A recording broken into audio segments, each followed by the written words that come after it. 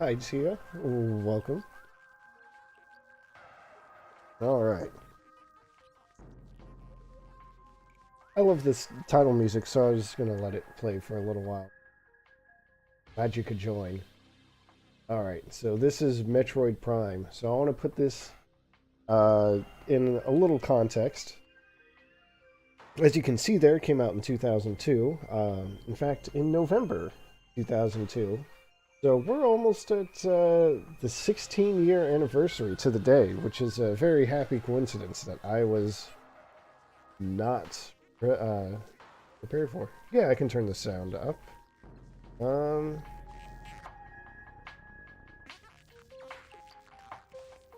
okay, how's that? The meter looks good on my end.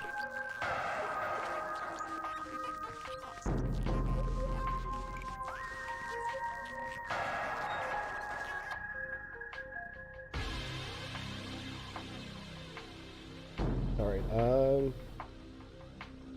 Yeah, I'm gonna put it down in my ears for a bit. Okay.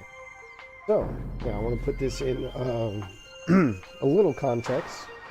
This came out in 2002. It was the first game produced after Super Metroid. Let's see what else. There had been plans to make a Metroid game for the N64, but those plans fell apart, and I don't think we ever saw more than a screenshot or two. Uh, and even that was very different from what turned out to be Metroid Prime. Uh, and as we're going to see, it's got a very different presentation to it. Well, I guess that shows it right there. This game is actually played in first person. Uh, so I mean, that's a huge change from the side-scrolling exploration in the first three games. But I believe that it turned out beautifully. Like I just said on Twitter, I think this might just be my favorite game out of the entire series. So, without further ado, why don't we get started on it?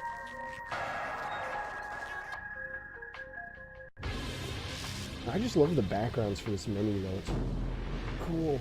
16 years later, I still love it. Don't mind that third file slot there. I was just testing it to see how the intro would go. Let's see. A couple of options real quick. That's probably...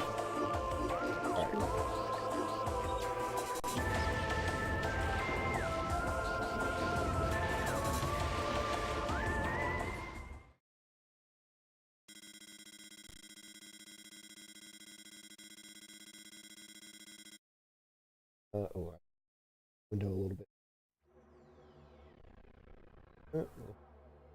Alright. So, this is actually kind of a common theme in Metroid games. Part of the... Uh, one thing that will kind of get lost here is that since this is the second game of the series that I'm playing, we won't... The idea of random distress signal being a kickoff for the game is hasn't been well established yet. But in the real world, this is pretty common. In fact, Super Metroid opens up with a distress signal.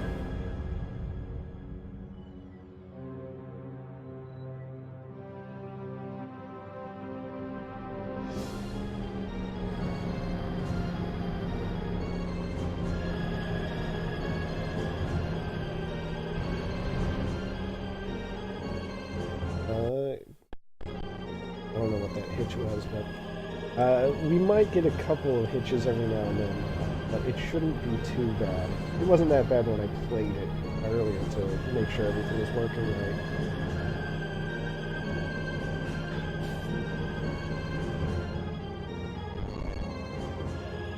And I remember reading that this first section of the game is where it's at its worst, so pretty smooth.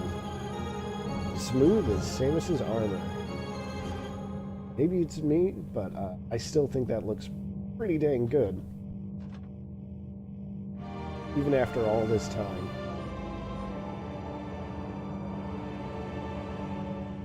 Alright, so... this game came out on the GameCube, and I'm playing the GameCube version. So basic functionalities here, you can... a lock-on button. You got your standard beam. Another interesting mechanic that they added to this game, completely original to the Prime games, is scanning. It's a mechanic they use a lot. So it says here there are those orange targets. Those will just give you some information. They're usually just for flavor.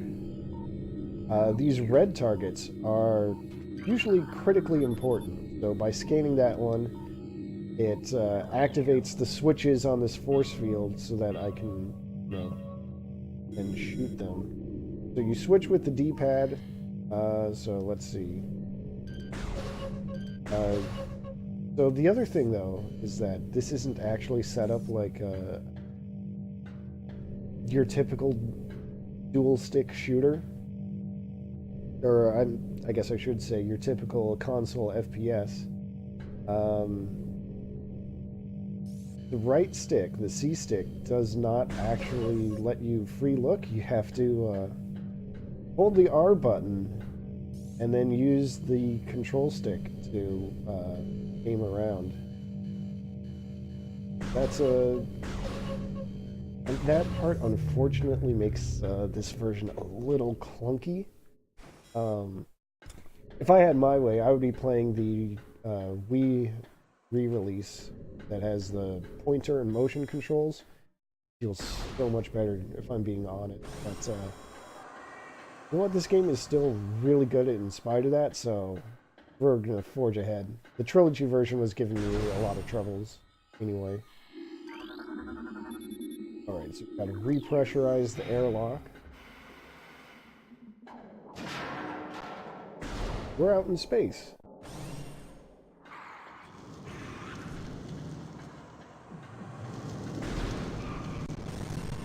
Alright.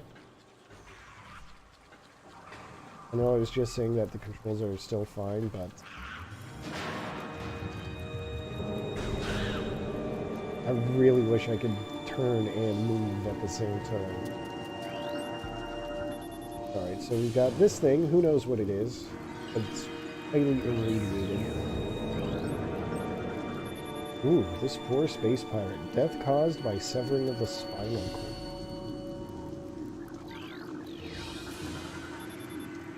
Large muscle structures surrounding the jaw area. Fluid sacs containing acid. There's a ton of flavor text. I'm probably not going to get to all of it. And these things say. Alright, so there is a logbook that keeps track of all the enemies and items that you can scan. There's some lore later on. These are parasites. I'm probably going to skip a lot of the details because it's so much. Oh hey, this guy is actually still alive. So, here's the thing about space pirates, is they're really vague about it. I mean, space pirates sounds like it should be an occupation or at least some kind of affiliation, but the series treats it as like a species. Like here it says they're space pirates, and in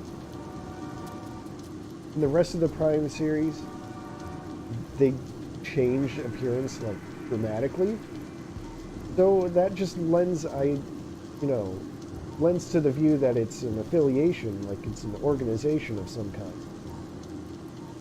But they also have like a legit homeworld, so I don't know. I still prefer to think of it as an occupation and not as a species. Ooh, this guy got he got chumped. We're gonna put him out of his inventory.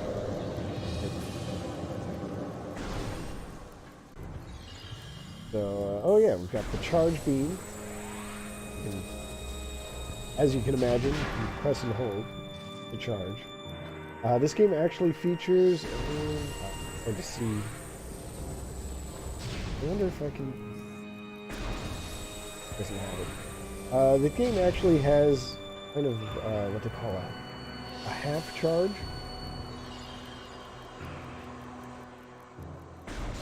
Like when you see the charge, I'll show this a few times. There's the phase where it's just the yellow sphere, and then it gets that, like flashing kind of purpley glow to it. When it's just in that yellow phase, you can actually fire it off early. Against enemies, it'll do half the normal damage, but if you're doing it against a structure or something, it has the same effect. Anyway, there's also morph balls we actually start off with. So I'm just going to roll in through that little tunnel there and pick up this map. Just like in Zero Mission, Samus's way of interacting with technology is through her cannon, which I can respect. And this is, you know what, this is what the map looks like, and honestly, I think it's a really good design. You can rotate it however you need to, zoom in, zoom out, and it gives you, it gives you like the basic silhouette of the room. So it's really easy to, like reorient yourself. Like sometimes, games just don't have good maps. And it's something you don't really appreciate until, you get to a game that has a bad map. Metroid games are not.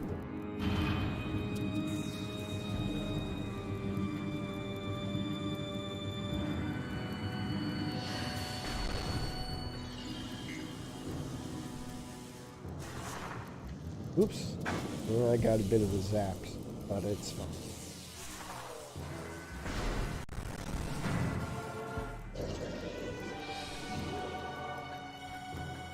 Naturally, when you're locked on, you can strafe. The game isn't going to tell me this itself just yet, but when you're locked on and you go left or right and press the jump button, you'll actually do like a quick step to the side.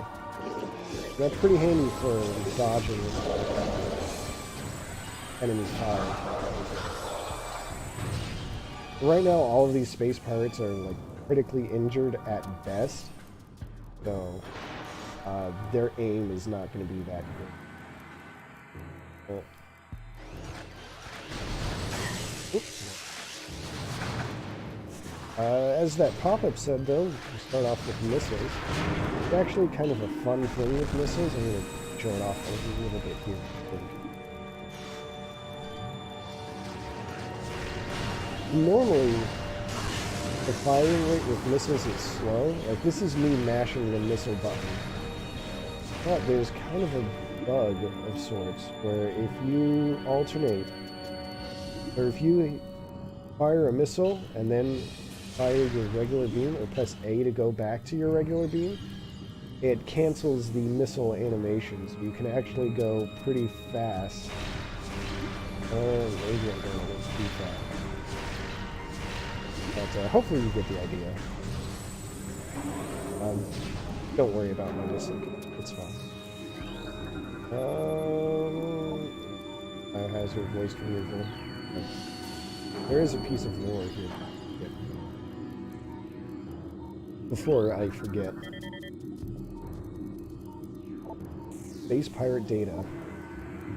So, Zebes has fallen. All ground personnel are presumed dead, either killed by the Hunter, that's clad in metal, or in the subsequent destruction of the underground facilities. The research frigates Orpheon, Styriakis, and Volparagon were in orbit at 0 hour and managed to retreat.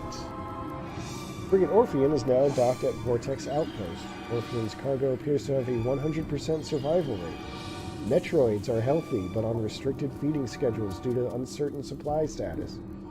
We are ready to begin research on the Metroids and other promising life forms. Security status remains at Code Blue. No signs of pursuit from the hunter. So, if you're wondering what happened to the space pirates after the end of Zero mission, it was that. Some of them were not on the planet when things got blowed up. So, well, here's some of them now. That guy's... This guy's about as healthy as it gets, I think. Minimum injuries, use caution, maximum firepower.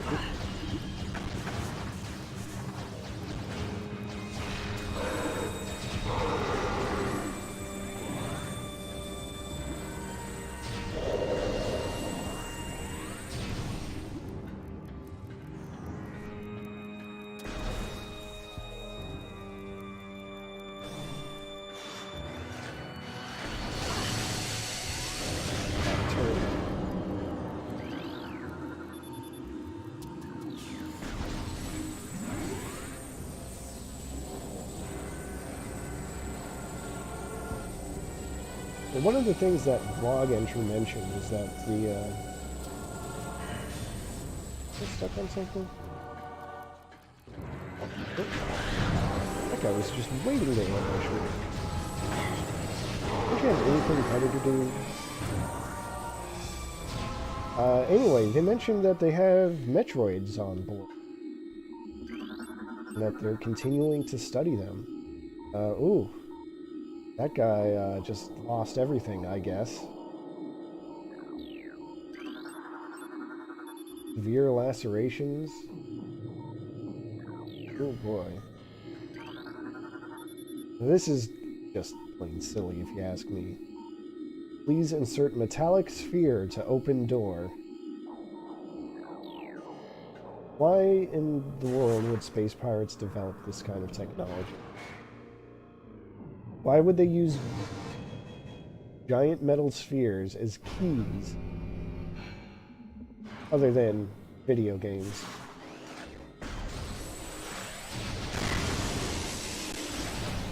Oh, there it is.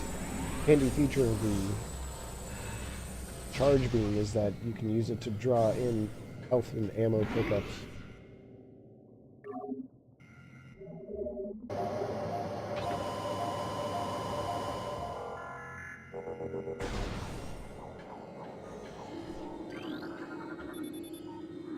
And again, they're using a big metal ball as a key.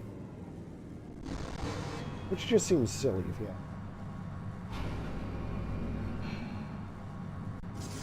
ask. That kind of summarizes the entire space pirate motto, or creed, or philosophy, which is making very, very ill-advised decisions.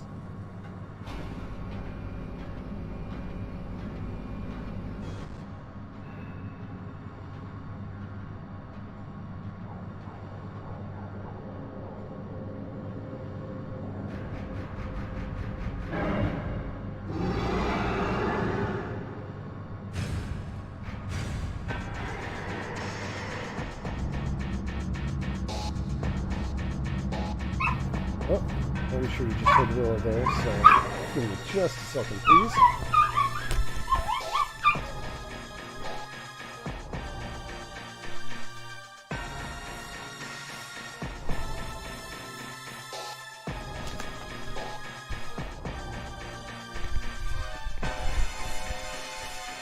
Someone just came home and Willow, being Willow's kind of a brat about it.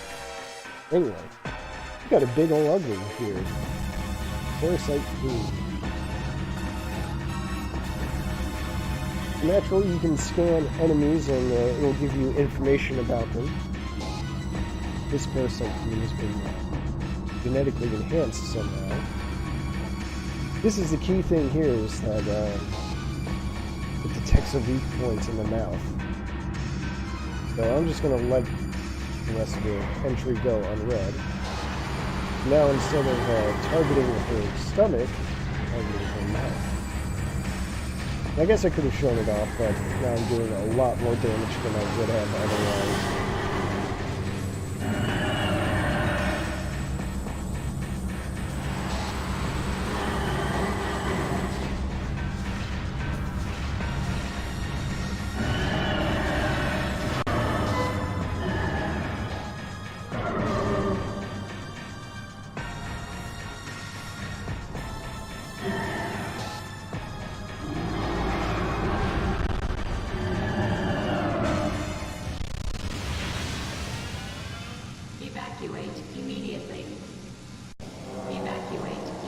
Well, it wouldn't be a Metroid game if it weren't, if it didn't have an escape sequence.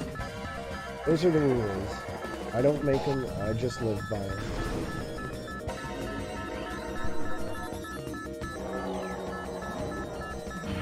It's giving us 7 minutes to escape, which is honestly really generous. Let's see here. Oh, yes. Every once in a while, in rooms that have turrets, there are actually switches you can scan to deactivate them. That way you don't have to deal with them. Ooh. I don't know what those pirates were doing, but they sure got it. That's why most people don't shoot missiles inside the engine room, but Samus has a penchant for wanton destruction. Ooh, here's an effect. This isn't going to be super common, but it was super cool back in 2002. And Parasite Bug guts splatter on Samus's visor.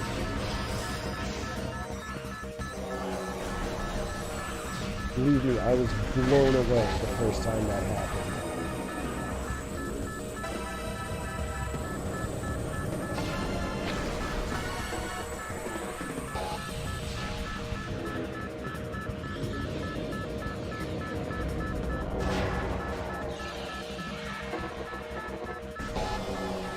For this hatch to blow open. Fortunately, it doesn't hurt her.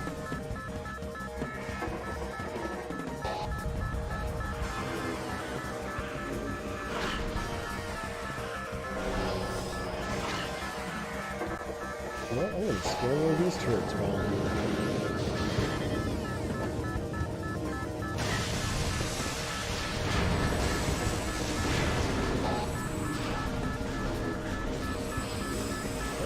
Come on.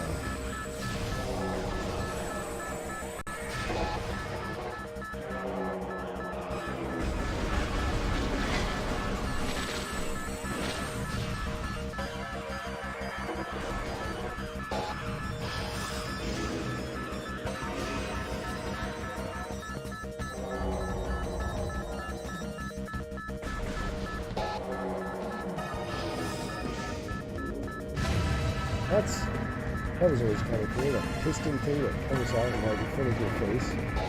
It doesn't actually hurt you if you try to go into this corridor there. It just kind of nudges you out of the way. So I'm really grateful for that, because I probably would have died to that a couple of times if it could actually crush you. And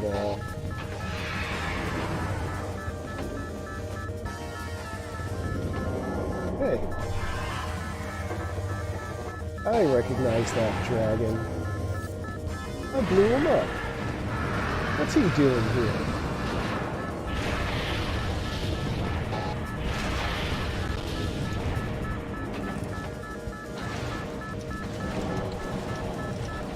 Well, Samus never speaks, but you can tell she is not happy about seeing Ridley here.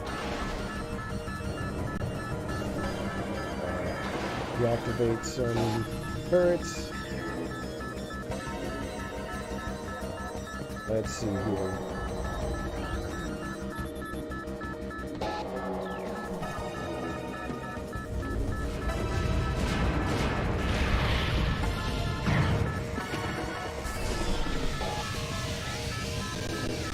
remember in the first stream of Zero Mission when I said you don't start out with anything and that's just the way with Metroid games?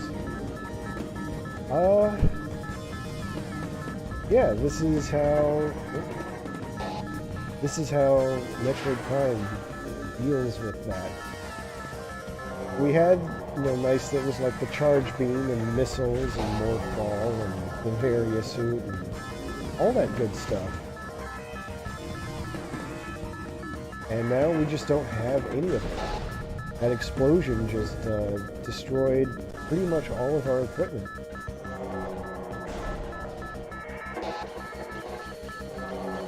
Those sounds there are me trying to use the morph ball or missile launch.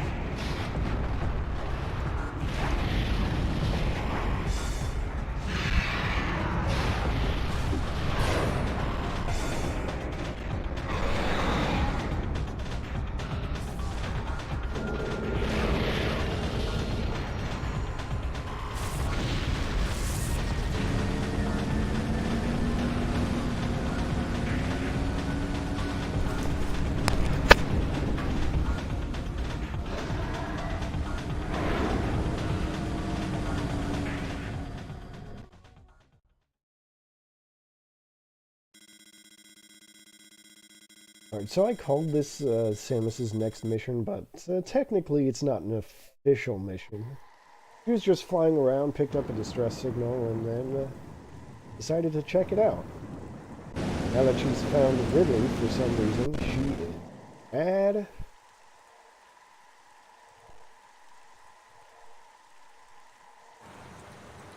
He wants to kick that dragon's ass.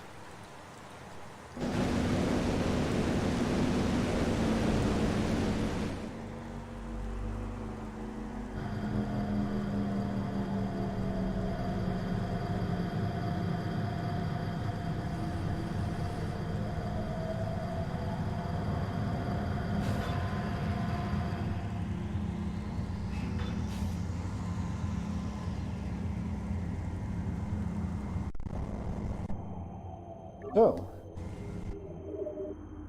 welcome to the planet of Metroid Prime, Talon 4. What can I tell you about Talon 4? Well, we'll see more of it as time goes on, but, well, obviously.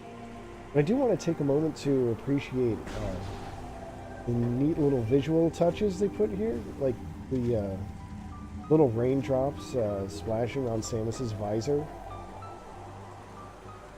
In fact, I'm going to be... look closely. I don't know how well it shows up for you all. You can even see like the water just kind of rushing off of her visor when you submerge yourself and re-emerge. Things like that, man. Oh, dang cool. We got some new life forms to examine. What is this? Oh, this is just a beetle. It burrows, it's aggressive. We're just gonna loop it with some energy pellets, I guess.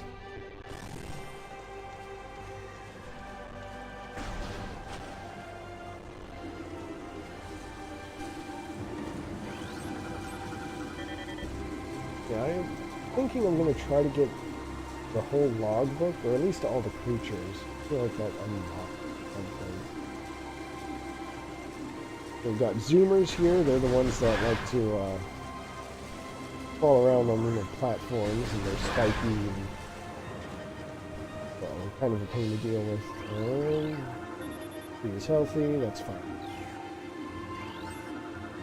This is listed as a creature for some reason, even though it's just a sack full of explosive sap. Shoot it a few times and it blows up. Let's see, what is that? That's a demon, I think. They're like zoomers, but they're tougher because they can use their spikes as armor against your basic shot. The condensation effect on Samus's visor here was also really cool. Even though now I know it's just like a regular old texture filter, some kind of thing, applied to the top of the screen. But it's cool. That's the important. Blood flowers. Huh? Not that.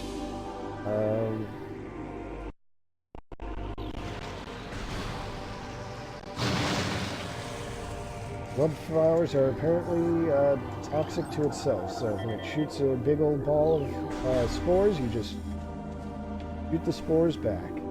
Or it ruptures the spores and spreads around and makes it burst into flames. I don't know. Something like that. I guess I can't progress here anyway.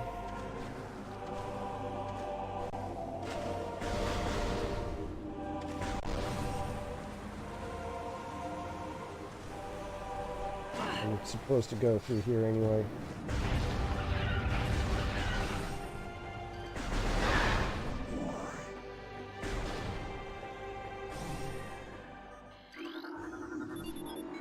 We're gonna go to a place called the Chozo Ruins. So, I mentioned yesterday that the Chozo were a spacefaring race, obviously. They lived on many worlds, and evidently Talon 4 here is one of the places that the Chozo lived. Ooh.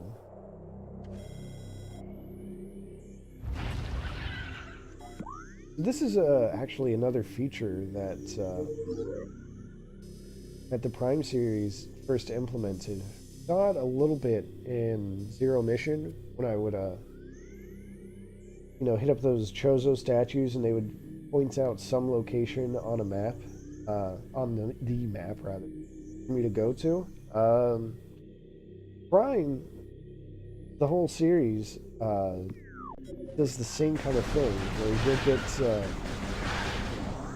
where you'll get a notification like that and says, oh, there's some seismic activity, go check it out. And it will point it out on your map for you. Oh, let's see what the lore says. Fountain. Pure water. Life giver, I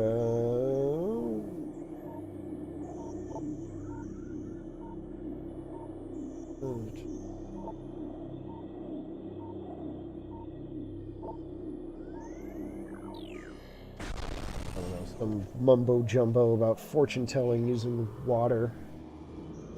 Oh, what do they know? So.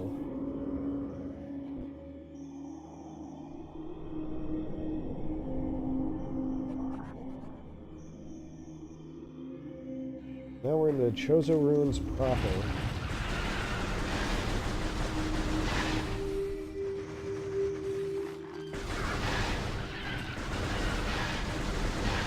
Let's see, I think our options are pretty limited right now.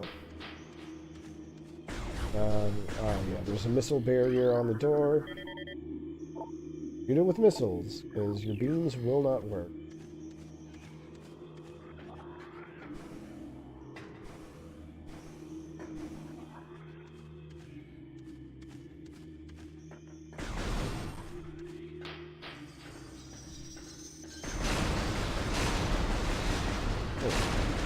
And those, like I said, I was going through the scans. Here's an enemy, an ion. You get it? The gist of it is you shoot them, and then they blink, and you don't have to worry about their eye lasers no more.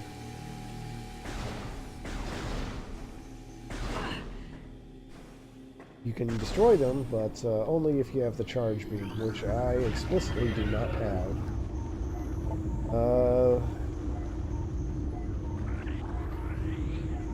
Okay, so the Chozo colonized this place. They lived in peaceful seclusion, they say.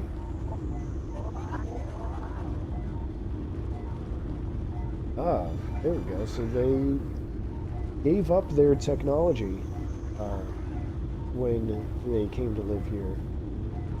So this is, I guess, kind of an offshoot of the Chozo.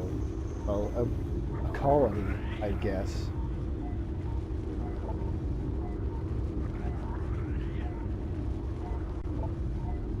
This is more of a spiritual thing. I guess that makes these Chozo the Amish space birds?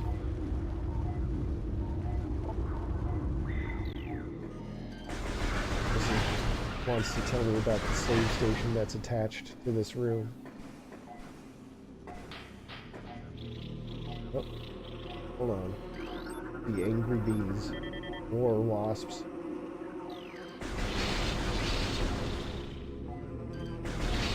I always thought this was kind of neat, these little mirrored panels.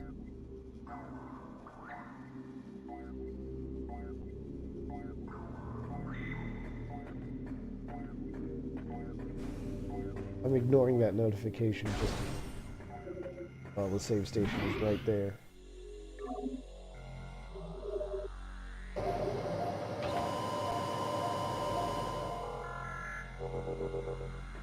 I may turn off the hint system at some point.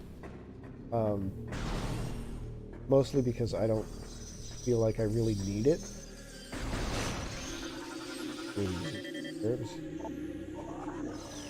Herbs they explode for some reason. I don't know why. Seems like a bad thing from an evolutionary standpoint, but well, it's a good thing evolution doesn't inform video game enemy designs.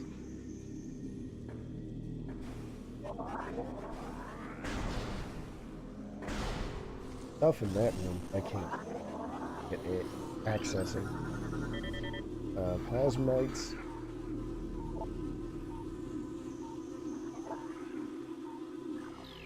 These things are non-threatening, but mostly threatening, but they provide light. Fortunately, I don't have to worry about being able to see in these rooms. It's not like other games where the place will go completely dark. Anyway, we've reached our destination. That was pretty fast. I wanted to scan that so you could see that it's the missile launcher, but I stepped just a little bit too close.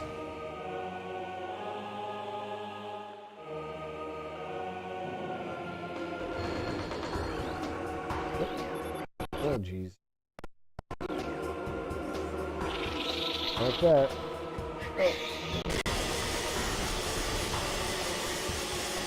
This is awkward.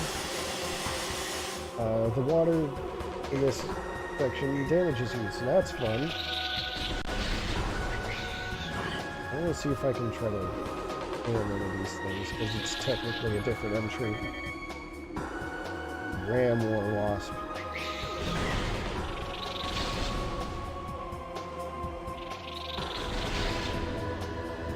I guess this is the part where the game really wants you to use your radar to figure out what to do.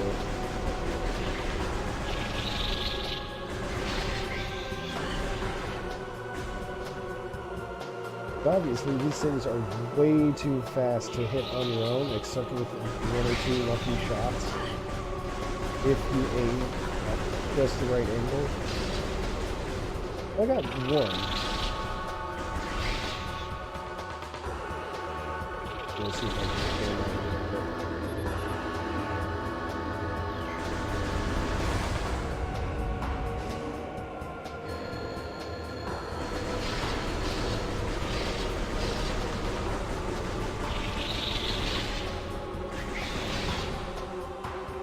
Unfortunately, a lot of the encounters in this game are kind of designed with the limitations of the control in mind.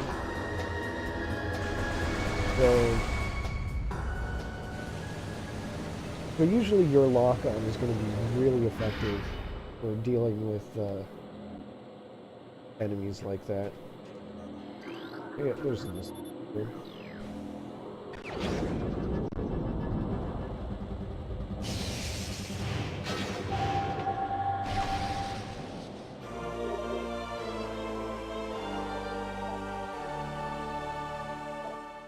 Oh, since it shows that, I guess I'll check that out real quick.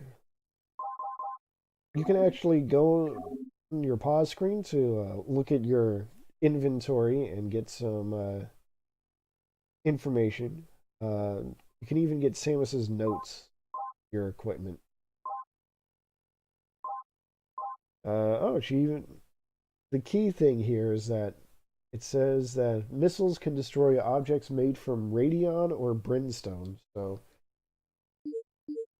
throughout the game, when you can scan certain materials, you'll see like blocks or something, walls, and it'll say, "Oh, there are large amounts of radion detected," or whatever. So that'll be your clue for what you're supposed to do to deal with that obstacle. You know, I think that's nice. Well, I guess what it really does is it's, you know, gets you into the habit of using your scan visor to examine your surroundings rather than using obvious signs like symbols on tiles, like the 2D Metroids do. Which isn't a bad thing, I don't think, the 2D way of doing it, but oh, I kind of liked the 3D version as well. So let's see. Case in point. Stress points present in the brimstone wall, so that's exactly what I mean. There isn't anything visually about that wall that says use missiles here, unlike what was in Zero Mission or what's going to be in the other 2D games. But it does look off, and you can scan it to see what the deal is.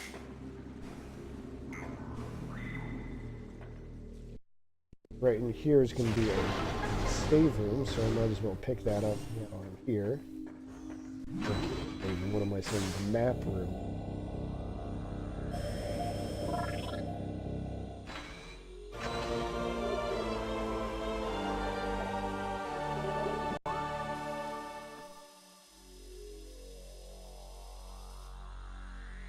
Oops, I have a little controller stick drift there.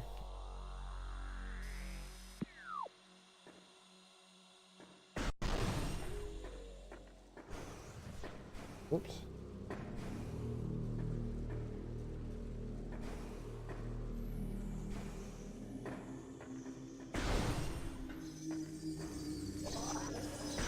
One of the things about this game, like most Metroid games, is that there's some sequence breaking you can do. Unfortunately, it's been a while since I've done any of it. And I'm already kind of regretting not figuring out how to do it again.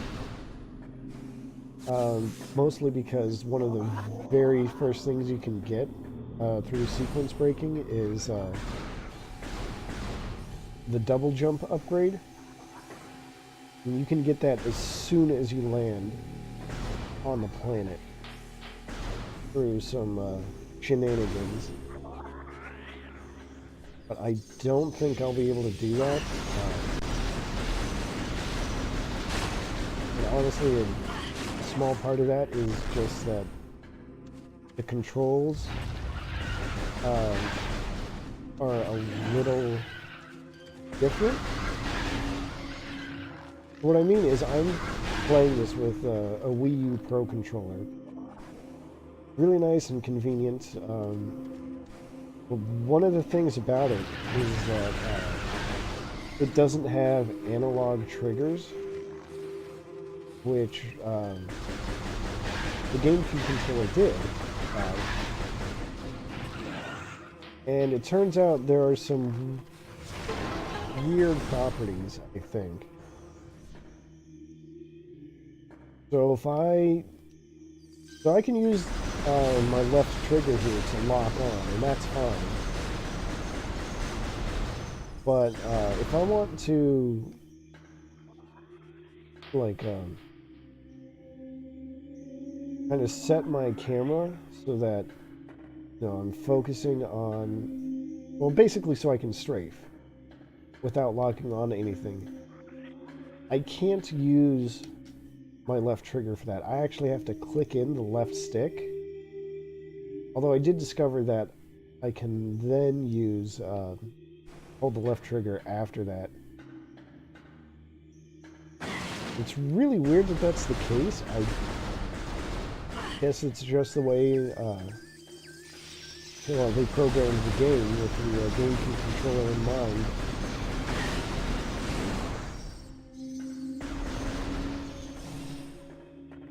With the way my controller is set up, clicking the sticks is like half pressing the triggers. So apparently you have to go through the half press before you can do the full press or something. Jeez, I didn't realize this was suddenly about Super Mario 64. Stop me if I start talking about parallel universes, please.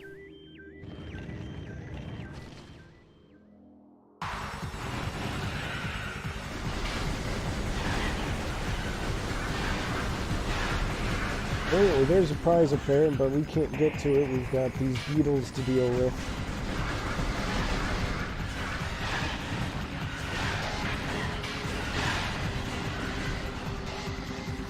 So the nice thing about missiles is they have kind of a splash effect. It's small, but it is noticeable there. I was able to take out a few beetles with one shot, and that's nice.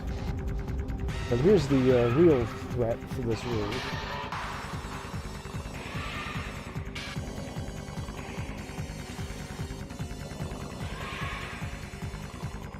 Is the armored beetle. Fleeted beetle, excuse me. To deal with it though, you just kind of wait for it to rush at you. And then once it exposes its backside, then it'll fire away. And just like that, it's no longer a threat.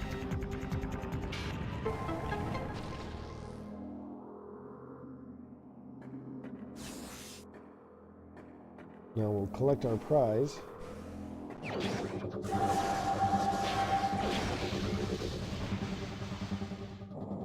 Well, we finally have the morph ball again.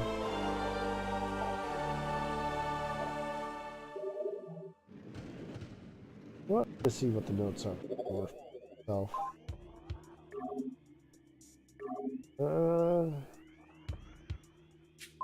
Oh, that's all? Oh, that's fine. So they're going to be points that you can scan around. I think this might actually be one of them. It's going to make references to, you know, holes that are approximately 1 meter wide, or 1 meter in diameter. That's your cue to use the morph ball. Well, that scale kind of sounds weird now that I think about it. Like, that looks significantly smaller than Samus. Like, definitely less than half her normal height. Well, you know what? Never mind. Maybe not. That does look about half now that I look again.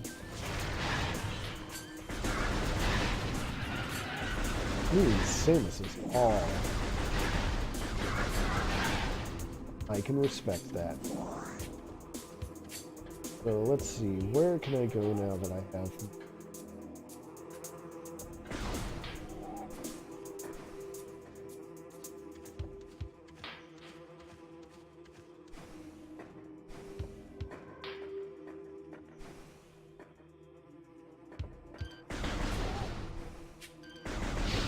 Thinking I can go up here.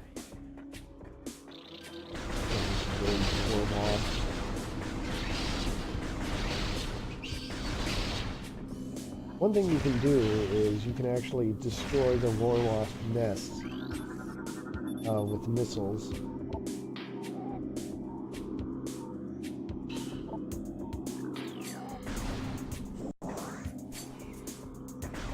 Unfortunately, that's not a permanent solution. You'll have to deal with it again later.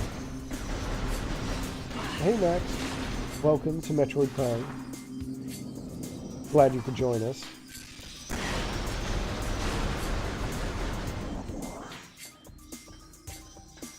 Oh, is it? You know what? I'm gonna fix that a little bit. I bumped up the game a little more than usual, so let's see. Alright, how is that?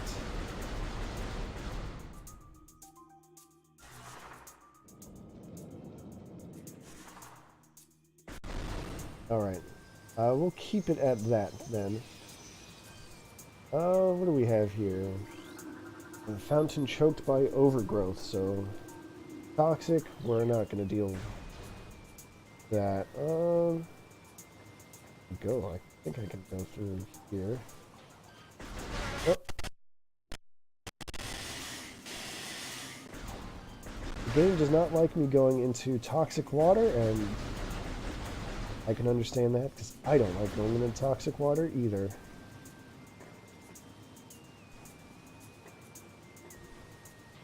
I think this is where I'm supposed to go.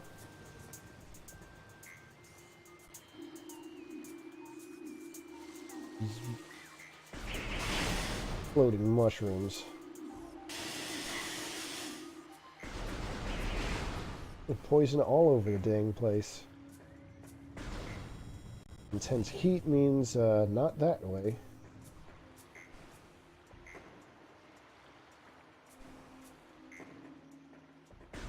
I would much prefer not to get roasted alive.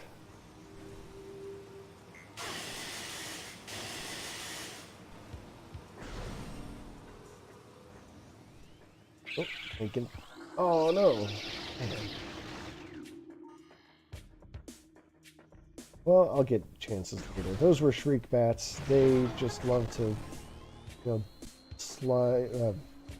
dive right into you, and that makes getting the scan on them kind of difficult.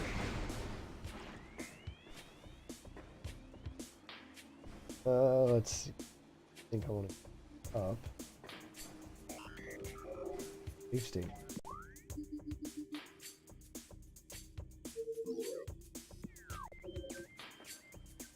Ooh, that's a new scan.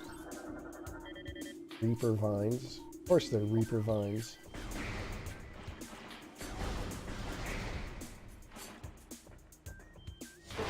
For some reason they have eyes underneath their blade claw things, so that makes a pretty good weak point for them.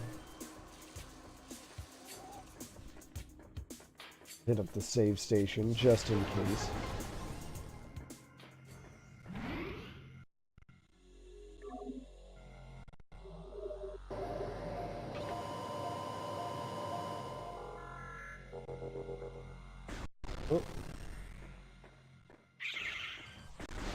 Oh, I forgot to try to get the scan. Oh well, it's fine. Well, now it's going to let me scan these mushrooms. Blast caps. Of course they're called blast caps. How could I forget?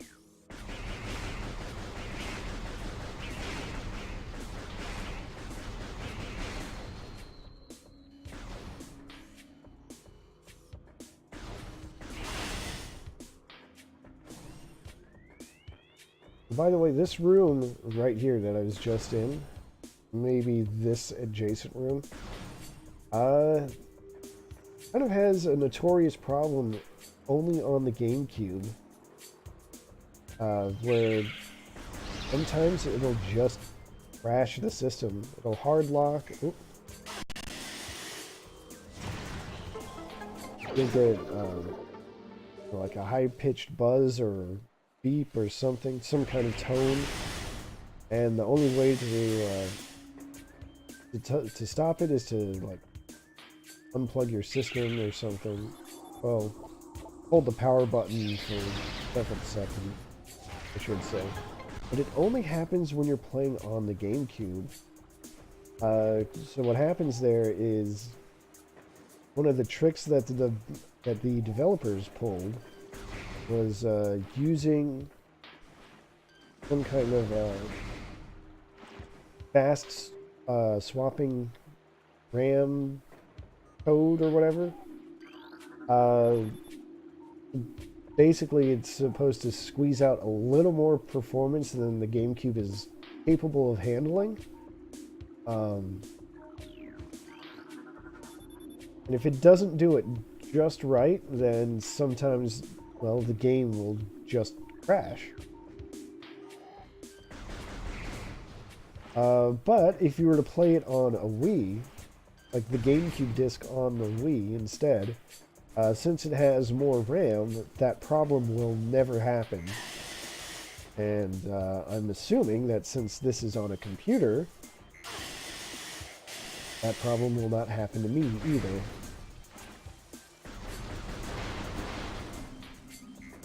And what I want to do now is look for symbol, the scan, and that will open up a gate that will give me a nice little prize. That was number 2. That looks like number 3. And I don't remember where number 4 is. Oh, damn it.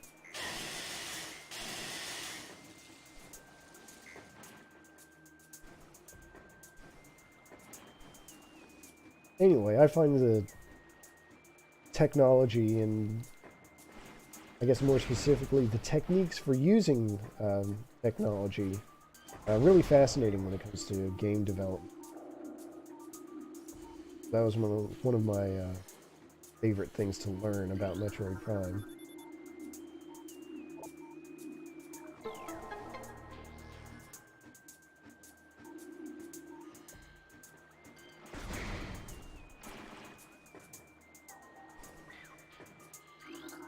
Unlocks the gate. Fantastic.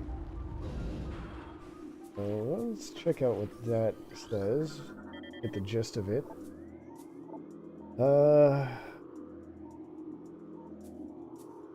Turn to Talon 4. Cataclysm, Meteor, Dark Shadow of Debris.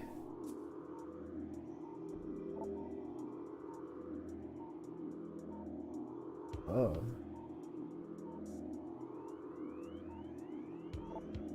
Corruption. Poison. Interesting.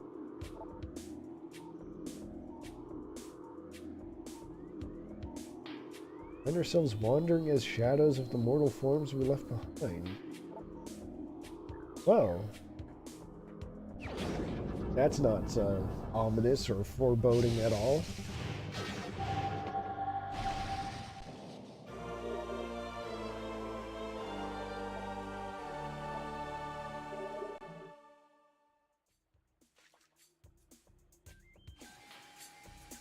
Alright, so now we've got eye lasers. I mentioned before, normally a regular shot will just stun them, but a charge shot, excuse me, charge shot will take care of them completely. Pop them. They will no longer threaten you with their wily ways.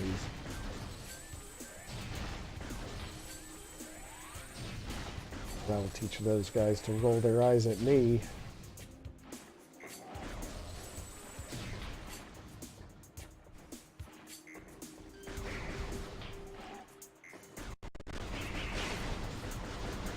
Oh, now that I have the charge beam back, there's one little thing I want to point out. It's another one of those graphical touches that that I really like about this game. And I can try to get to a longer point where I can show it off better. But when you fire a charge shot, you can see just a little bit of distortion around the shot. And I don't know, like, what would be the reason for that, like, scientifically or whatever. But I do know that it is extremely cool, and I love it a lot.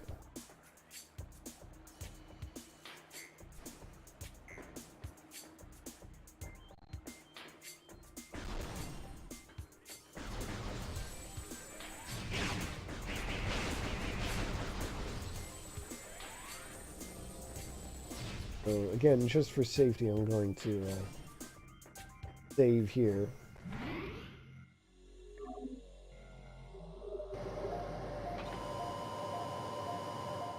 I'd like to think I don't need to save nearly as often as I actually am. Just because I feel like I have a much better grasp of this game than Hero Mission. But, well, you never can tell with streams. I don't think that's going to be enough to jump. I'm going to try it anyway. Nope. Exactly, man. Better safe than sorry. So I thought I could jump that to that corner there, but I guess not. Means I'm going to explore other things in this area.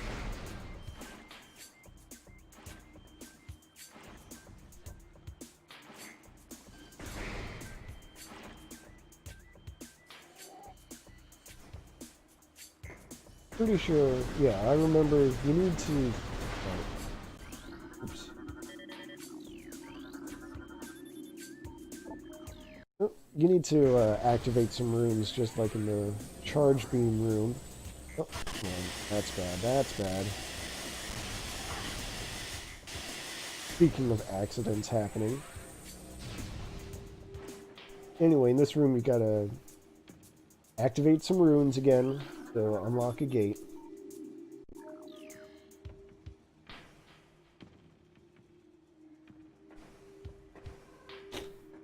Oh, I can't go through those. I don't have anything that can deal with stand stuff. Means I have to find another path to take. So let's take a quick look around here, see what I can do.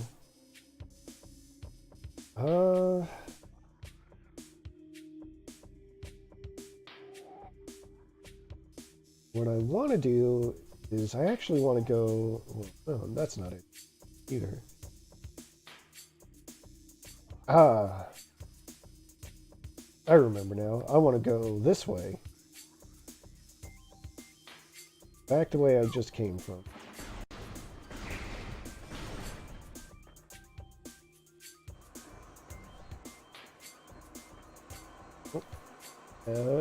Did something happen? Guess I got stuck on the environment.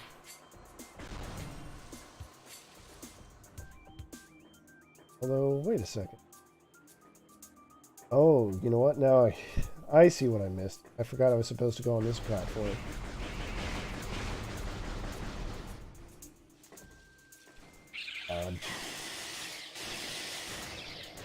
Bonked my head on a ceiling.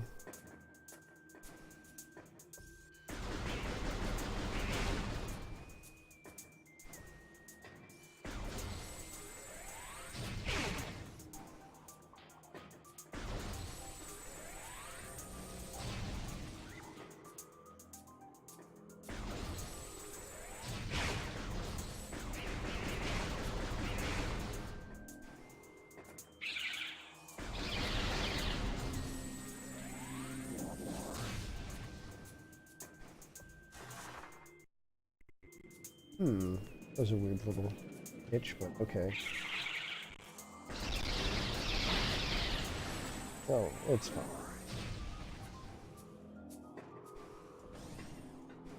Oh, I want to point this out. If you can hear that kind of quiet humming in the background right now,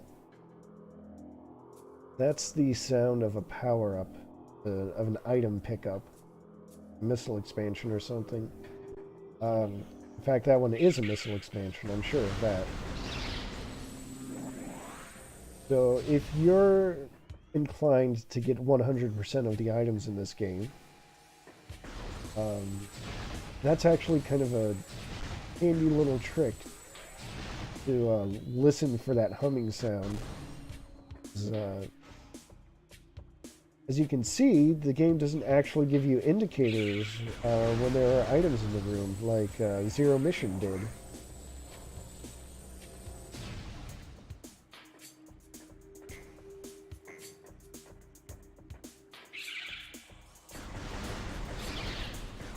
In fact, if you really want, you can go into the menu and turn the music all the way down. And just leave the sound effects on. It'll make it easier to pick up when there's an item nearby. But I don't think I'm going to get 100% items in this playthrough. I do want to get at least 75%. That's going to be for reasons that will... Well, that'll really only be clear at the end. Anyway, we've got a boss here. It's the incinerator drone.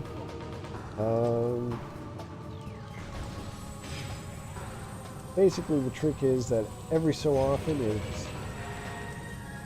it's a bright red weakness world come poking out, and then it'll burn that wasp nest.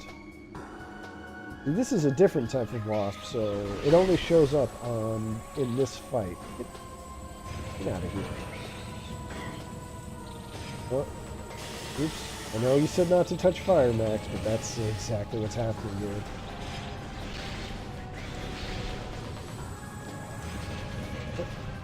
Hit the wrong button.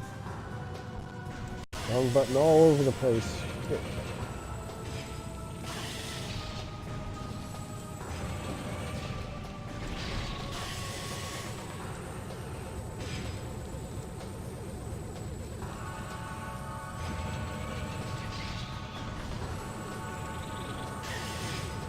Anytime, weak point.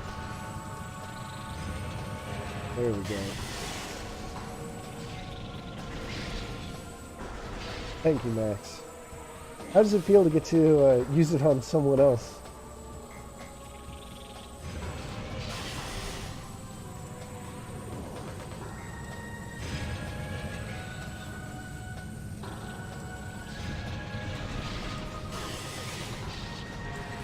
Well, good. I'm honestly glad for you.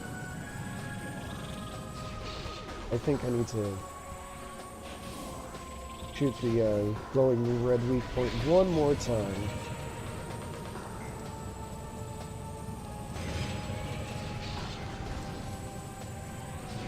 This is a fight where I wish I had a trilogy version with the pointer aiming. Because the nice thing about that game is that you can lock onto targets, but then still aim freely around the screen. So it'll focus your view in one direction, while still letting you aim freely. And that's really nice for dealing with all those wasps that were flying around. Anyway, here's a prize. A secondary prize on top of the bombs that I just found.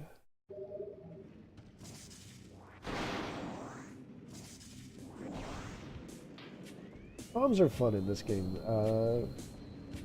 Common thing that you'll have to do is the double bomb jump.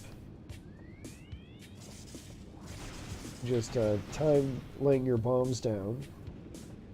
So it usually goes like, you lay your bomb down, then the second one, just before the first one explodes, and then at the top of your jump, you lay down your third bomb, and then you can jump twice as high. There are a number of items that require you to do that. So it's a... Fortunately, I think it's a pretty easy skill to pick up. So it wants to tell me about an energy spike. Furnace. Ooh, that might give me a chance to show off something.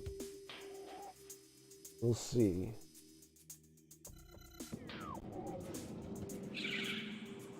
First, there's a big frog. Bye, frog.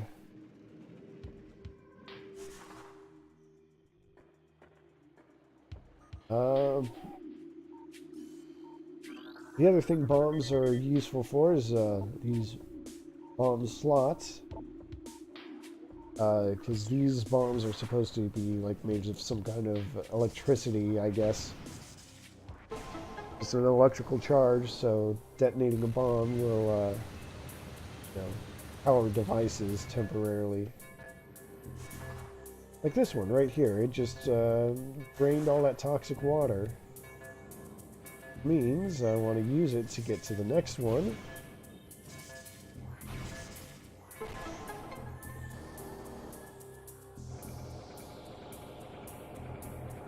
That lifts up those platforms, which it turns the right way around.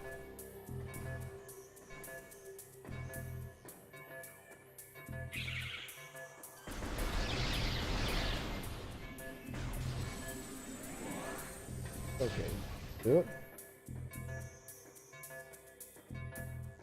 The one fun little thing about morph ball or bomb slots is you don't have to actually be in the slot itself when you lay down the bomb that triggers it. So I kind of did that with the last slot, but not this one. But if you time it right, you can just lay down a bomb a little bit before you get suctioned to the slot. And then that bomb will trigger earlier than normal. So you can think of that as a small optimization, speed running, if you're into that kind of thing. Alright, so let's see here. I don't know how well this is going to work, but I have a thing I want to go off. First, I want to get this prize.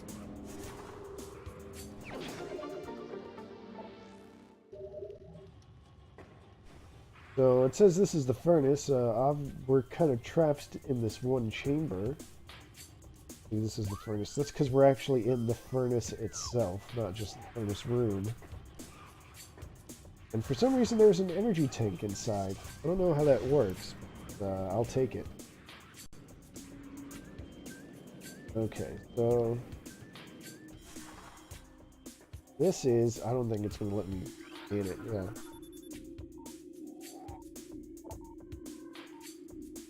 You need spider ball technology to cling to these magnetic tracks, which we don't have, but if this is the version of the game that I think it is, if you just rub up against it, kind of to the left, you can actually kind of clip into it.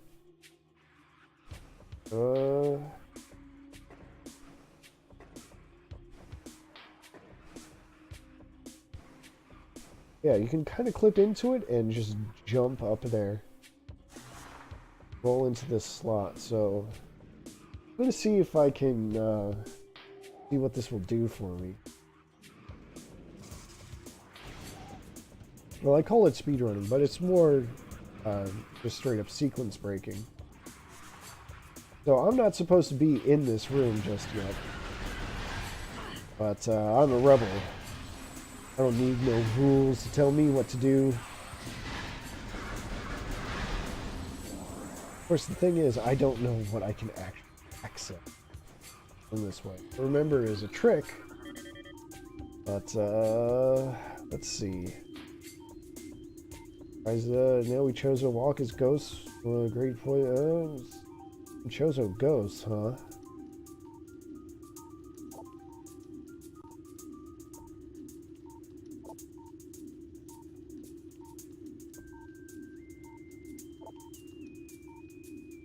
Keep talking about this great poison and killing everything, and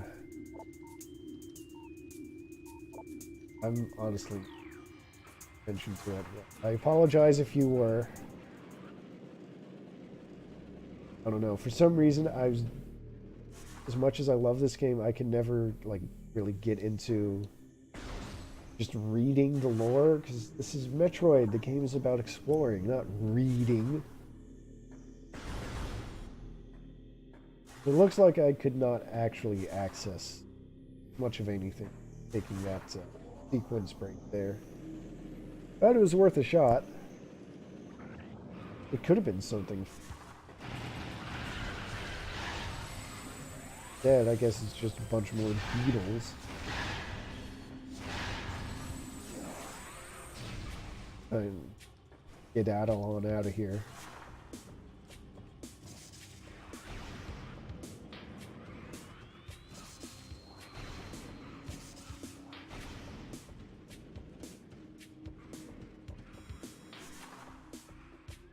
I'm sure we'll be back that way before too long. Well, let me think.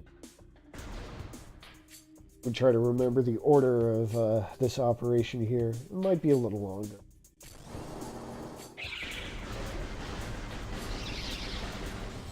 I've been wandering around long enough, and now the game is like, no, go here, stupid.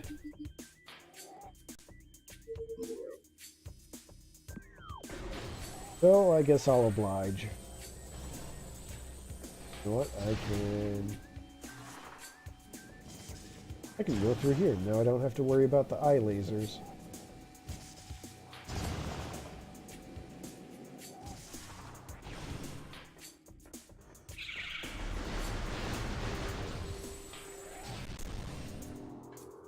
I wonder... Oh. Can get to that missile. Oh no, I need to be able to double jump.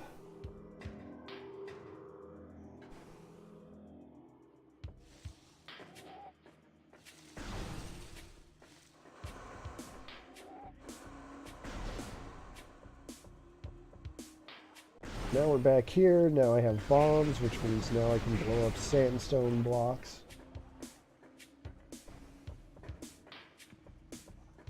Oh, I gotta activate the symbols again because I didn't activate them all the first time. Yes.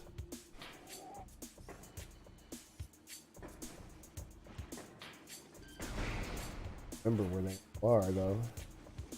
Oh.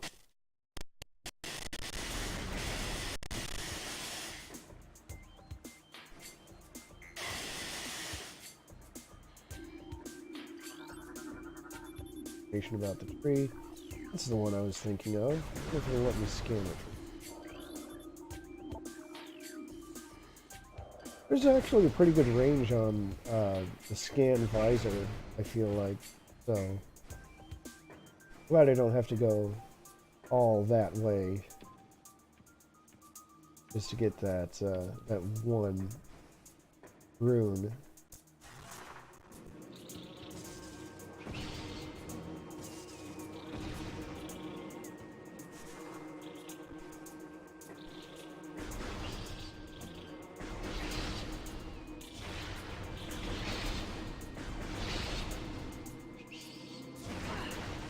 Look at these boss battles.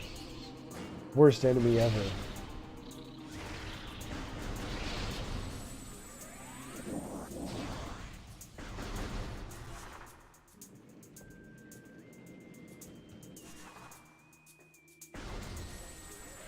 Something you want to be careful of, by the way, when you're dealing with those tiny little tunnels there, is that you can easily fall right out of them if you're not careful.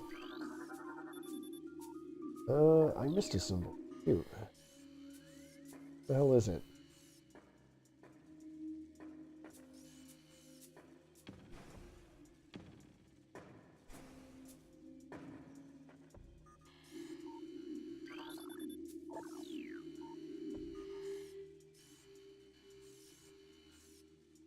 Wait, where the hell is my way back?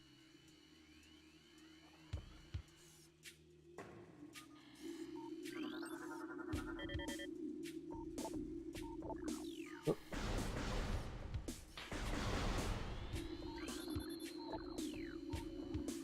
Already did that one. Oh, let's take it from the bottom, I guess.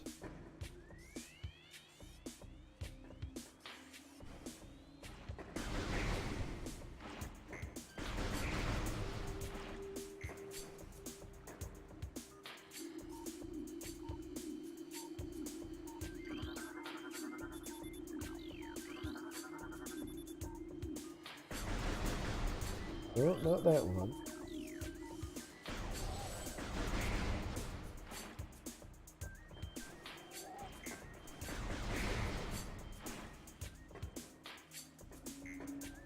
This is almost embarrassing after all that talk about how I know this game's so much better than Zero Mission. No idea where this last symbol could be. I mean, I'm sure I've already scanned it at some point. Or I thought I did. Guess not.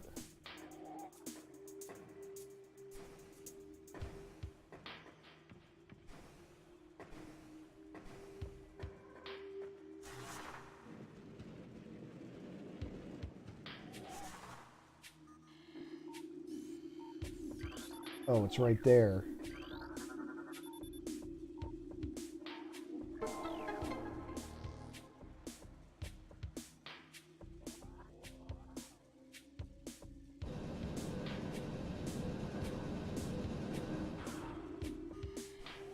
There.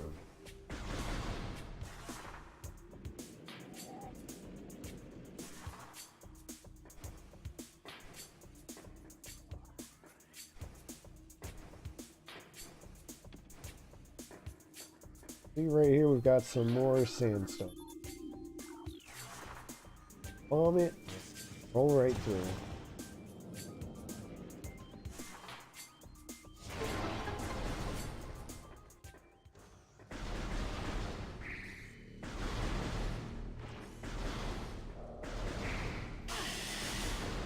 Alright, there's a boss right here, so I'm gonna take a quick little break so I can blow my nose. Please excuse me.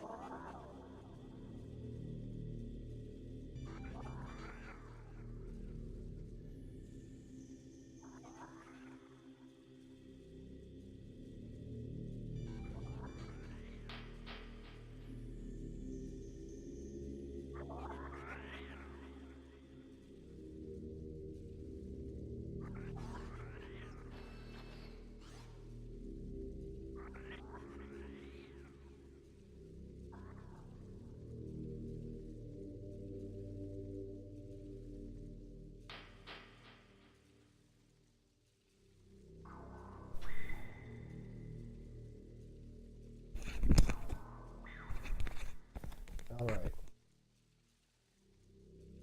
I think it's time to head into the Garden of Madness.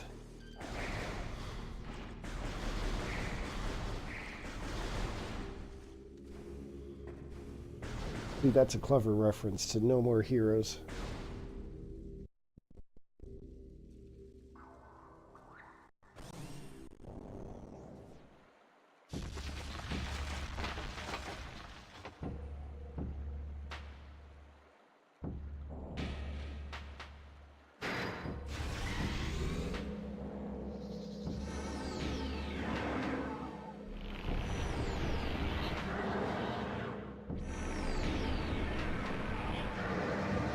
Oh, meet Flagra.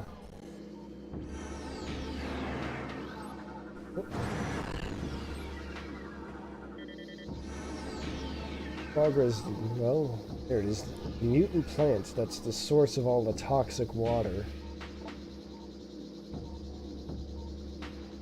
Let's see here. It requires near constant exposure to solar energy. That's important.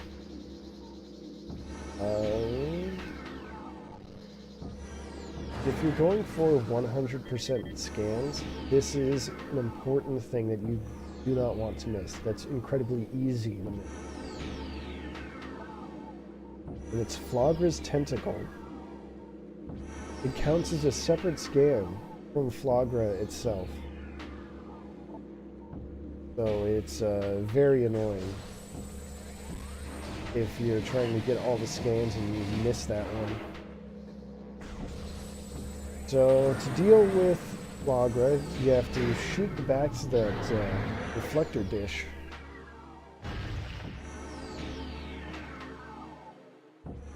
When you do that, it causes the tentacles to retract, it opens a bomb slot, And that's how you deal damage to Flagra. It's got that thick armor that it mentioned. But your regular shots won't do much of anything.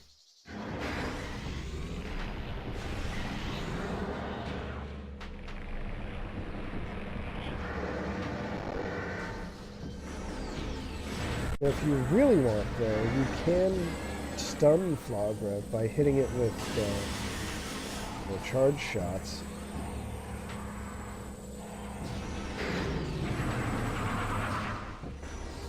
And the way that it's flashing yellow means you're not actually doing any kind of damage to it. You're just stunning it.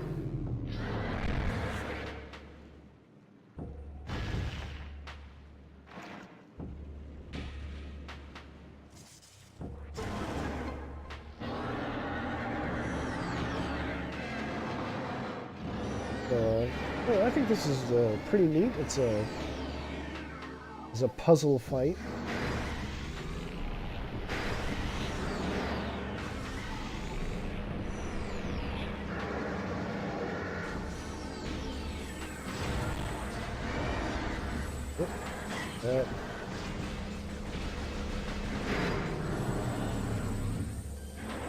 Oh, right. So you actually want to stun Flagra when you knock off these dishes, because if Flagra is, not stunned, it'll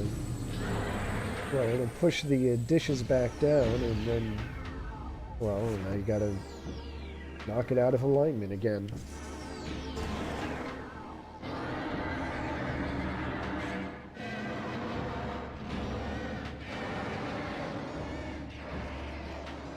Of course, that's not the end. I mean, there's 4 dishes, so obviously we're going to have to beat Flagra after it's powered up by all 4.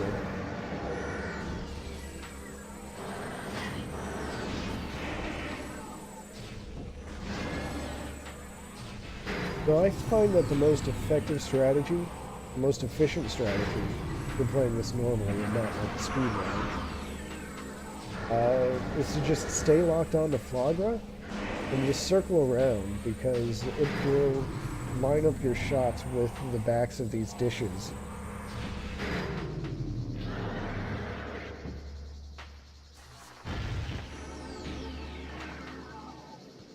That way you don't have to refocus your aim all the time.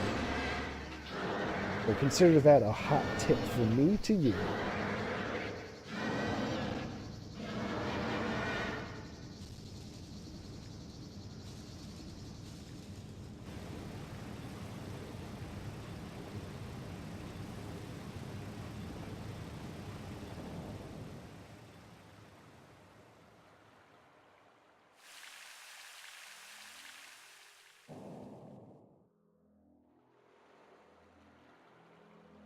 Well, the nice thing about destroying the Flagra is that all the toxic water in the area is now purified. And we get a special prize. We got the Varia suit.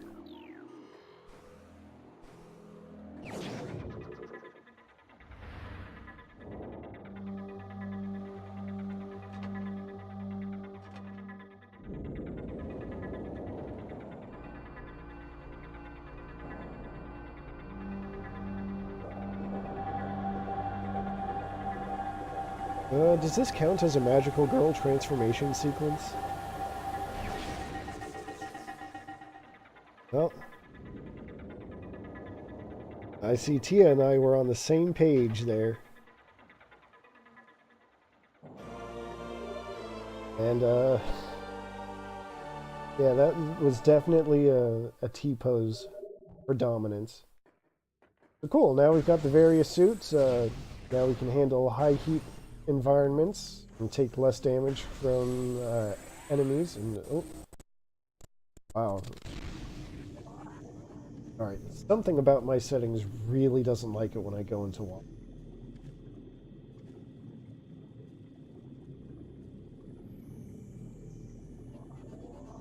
Oh yes, good. I'm glad you're able to contribute to the Varia discussion to you.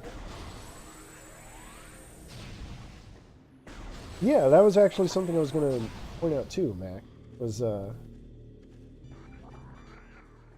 in this game in particular, and I think in all of the Prime games really, if you get like a flash of light close to Samus, you'll be able to see a reflection of Samus's face on the inside of the visor. So it's more evident in some locations than others. Kind of have to have a close explosion and then turn away to really see it. But you can also see that, well, you can see slight movements in her face when it happens. So it's kind of hard to see because it's so short. But you can see, but since I'm turning to the right, you can see her eyes kind of look to the right. Yeah, they put so much fine detail just visually into this game, and I feel like a lot of it just holds up super well, even after all this time.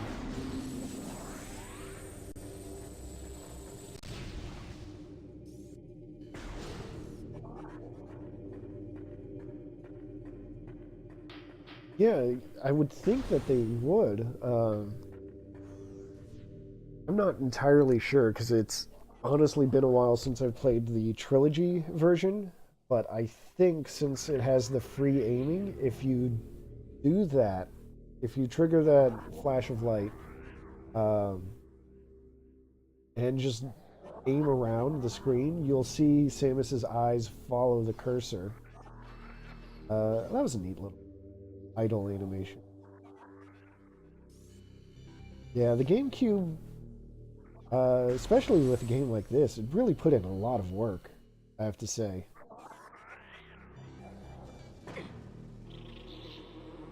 So, like, I remember back in 2006 or so when people were knocking on the Wii for just being a souped-up GameCube, which is technically true, but you know what? The GameCube is really good.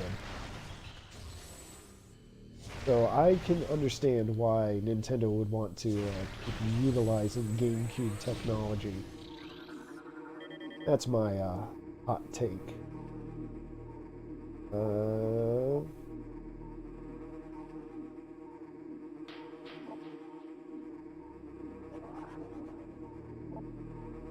Man, this Chozo lore is really kind of a downer.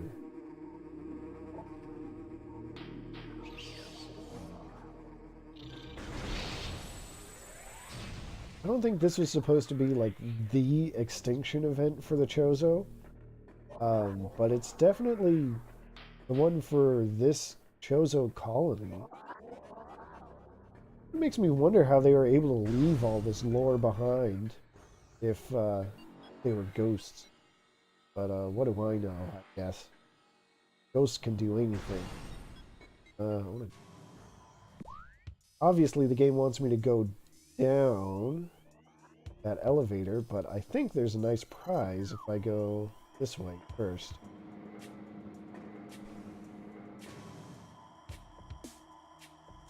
Whoop.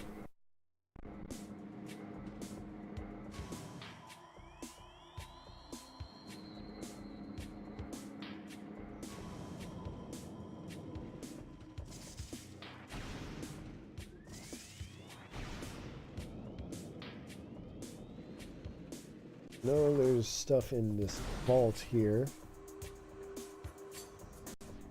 A couple of things, at least, through this pathway. So I mentioned before, oh yeah, the morph ball is really cool. One of my favorite things about the morph ball is when you can keep going in a straight enough path and the that seam in the middle just reorients itself. So you get that streak of light falling behind you, kind of like those light cycles in Tron. That's a fun detail.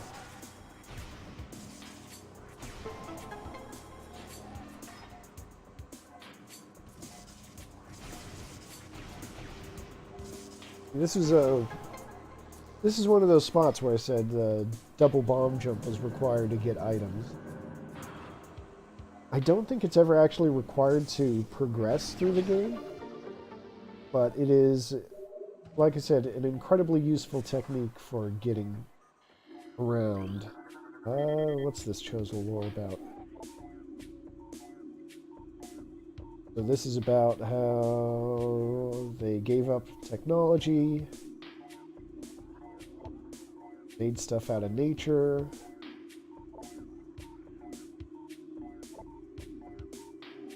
So they're hoping that communing with nature will make them wiser. Communing with nature did something for them, alright. Turned them into ghosts when something bad happened. So... don't want to just pop down there yet. Really only came for the energy tank.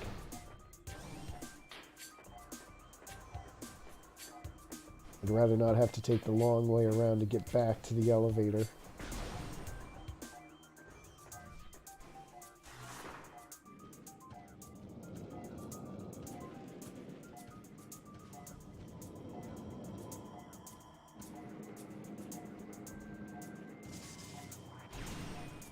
That's... you know what? I said before that I might turn off the hint system, and I think that is going to happen now. I should be fine without it. Oh yeah, got that. One of the options there is HUD lag. I think that's pretty... it's also nice that you can adjust the opacity of both the visor and the helmet. So if you really wanted to, you could play without a HUD, except for your health. Or, if you turn off the helmet opacity, well, then you get that. I remember I did that once as kind of a challenge. But, I don't know. I could probably get away with not having the helmet or the visor on.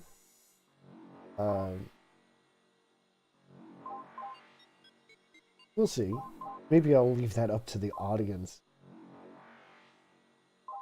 The HUD lag option there is you can see when you turn to the side that the HUD just kind of follows behind you. You can turn that on or off too. But I think it's a cool little effect, so I leave it on.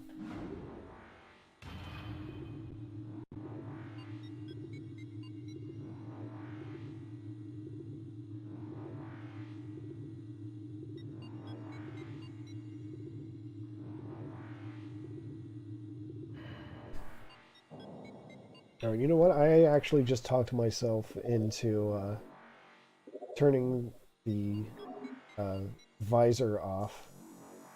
I'll leave the helmet on because I like it as a framing tool or whatever, or just for the layout. But I think it's kind of fun to not know how much excuse me, how much ammo you have, or have that mini map up in the corner.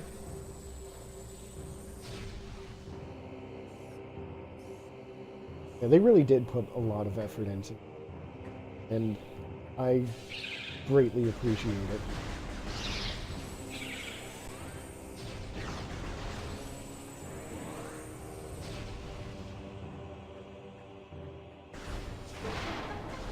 I guess the other thing that goes off with the HUD is that proximity warning to hazards. I'm sure it'll still give me like the sound when I get too close, but it won't give me a meter for how close I am to, say, lava.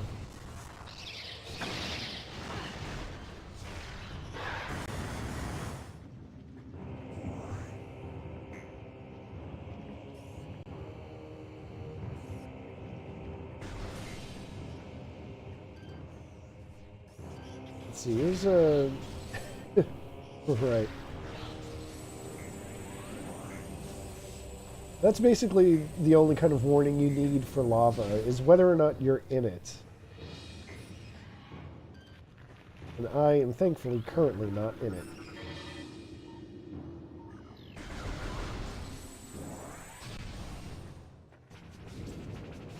Alright, so welcome to Magmore Caverns.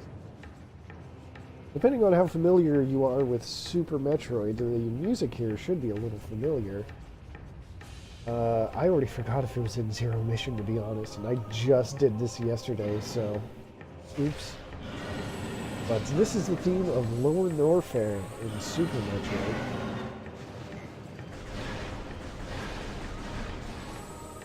Just punched it up a bit.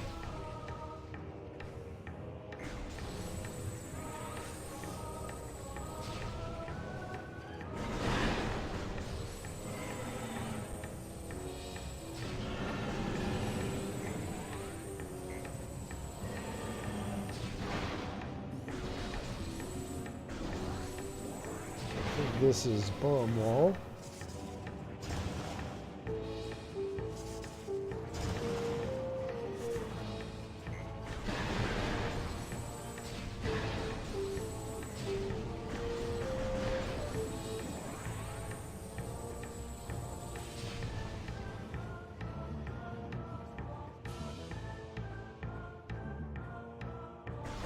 Well, okay, Tia, that's true. You're right.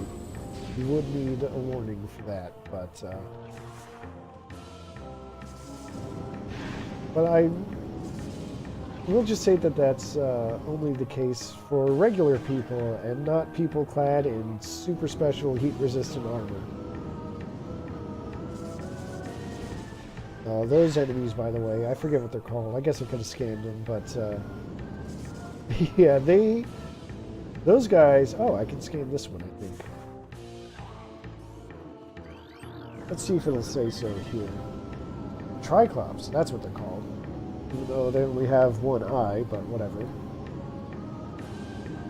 So they just love little round things, and then they just kind of store them away for later. So,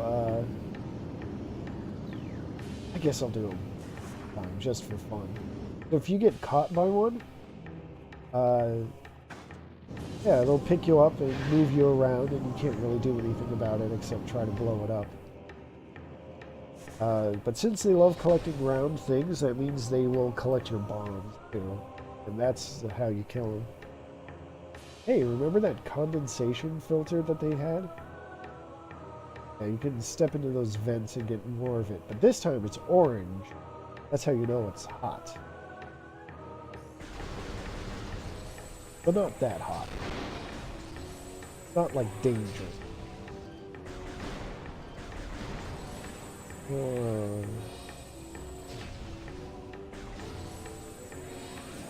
There's a secret in one of these pillars. I feel like it's that one. Wonder if I can scan it. Oh, but you know what? There's probably something if I go down.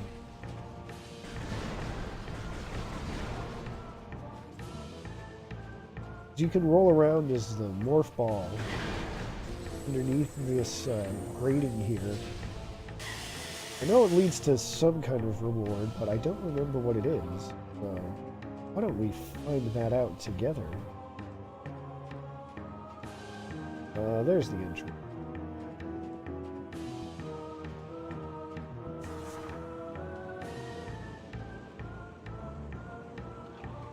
Oh, come on.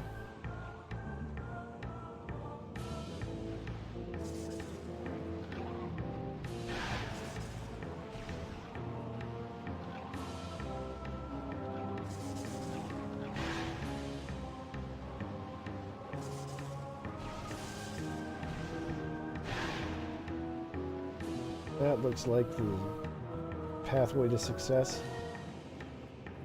God, I really wish I had my double jump.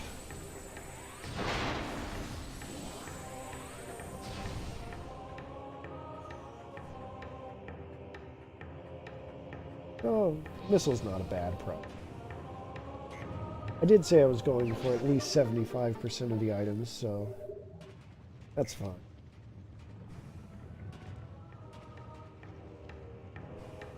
I have definitely gotten 100% items before, but that was only like a couple of times, I think, so I wouldn't say I know where everything is off the top of my head, but I do remember where all of the key things are. Because there are a few optional upgrades that I'll be getting.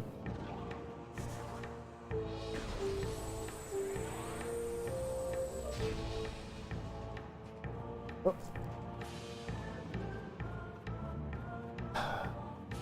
Willow.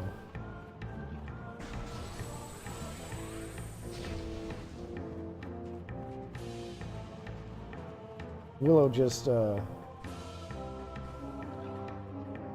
she was snoozing and relaxing on my bed, which, right where I streamed from. A little behind-the-scenes knowledge for you.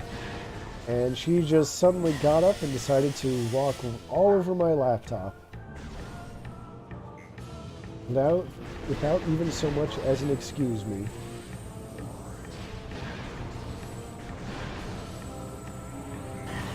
Oops. And luckily she didn't press anything bad. She just hit the caps lock key, which is fine. But, well, that's why I keep calling her a brat, because that's exactly what she is. Oh, jeez, now they're both starting. You know what, I'm gonna at least close my door, so maybe that won't be too much of a distraction.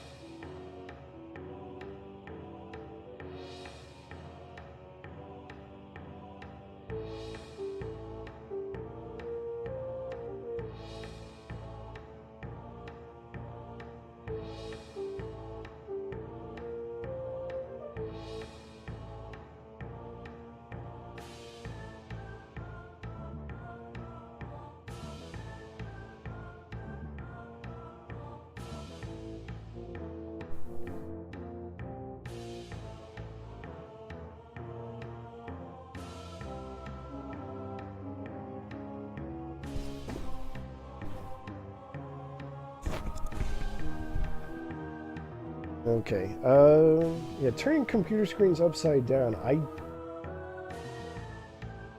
that's one of those things where I just don't imagine what the use case is for that feature. I mean, I'm sure theoretically it exists, but why?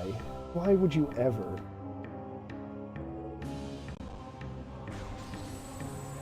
Yeah, I'm pretty sure, I can believe that cats have a great knack for finding out what those obscure key commands are, hotkeys, whatever the phrase I'm looking for is.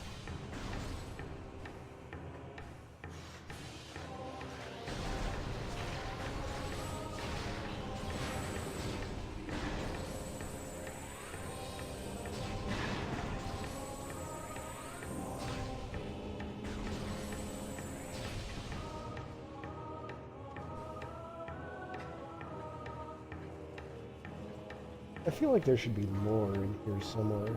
Official more, not just flavor text.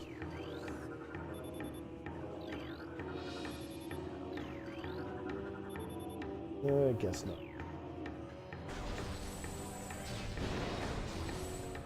Now see, if I had my double jump, I could go up there. Oh.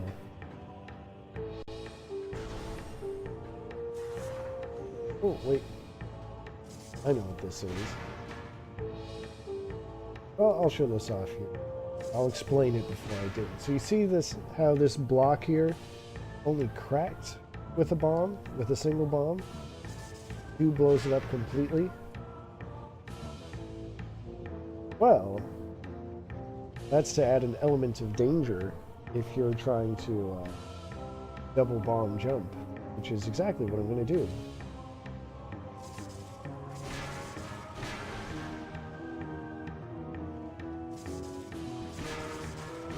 If you do it wrong, you'll plummet.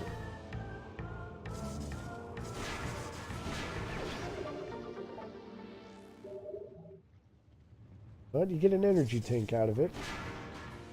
That's fine by me.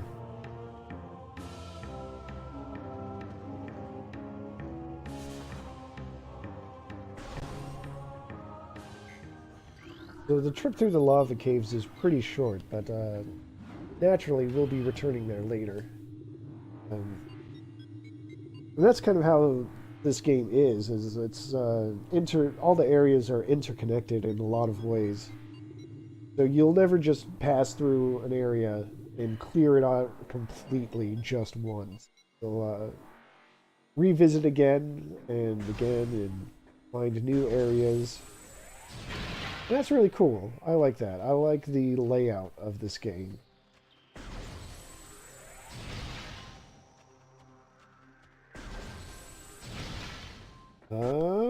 Okay.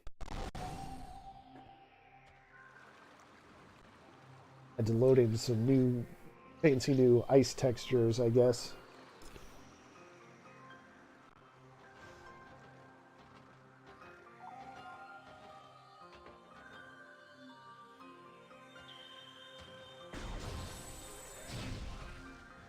This game kind of covers a lot of the major biomes, I guess, the extreme environments. Got old and overgrown. We have lava caves, and now we've got snow drifts. The music here is pretty cool, actually.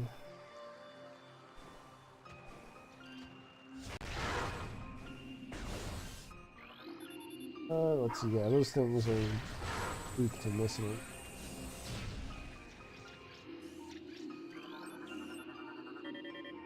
Flicker bats, those are neat.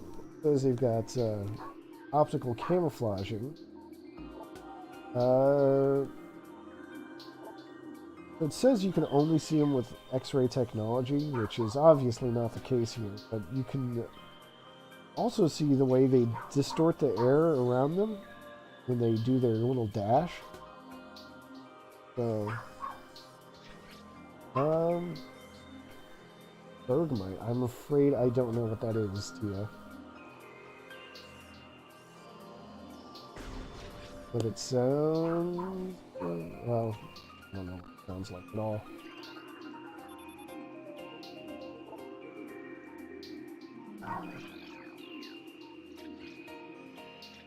Oh, it's a Pokemon. Oh, okay. I'll be honest, I fell off the Pokemon bandwagon for a while. I only got back into it briefly with Sun and Moon. See, before that, the last game I had played was Silver. So there are a lot of Pokemon I missed along the way. But Willow is being exceptionally needy right now. I'll have to interrupt it again to let her in. Enjoy some of Samus's idle animations in the meantime.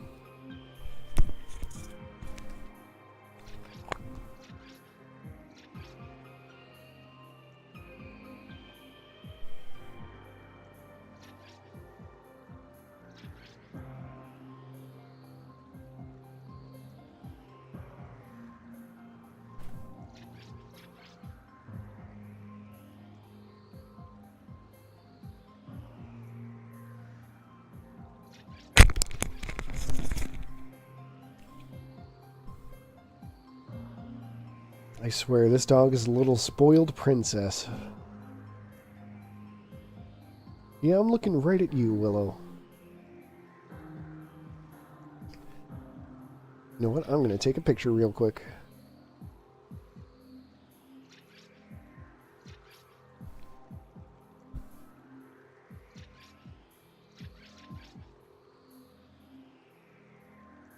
Alright. You can look forward to that on Twitter when I'm done with the stream. Where do I want to go? Just because I turned off my minimap, you see, doesn't mean I have no map at all. Alright, so I guess we'll start here. I'm pretty sure this is just a save room.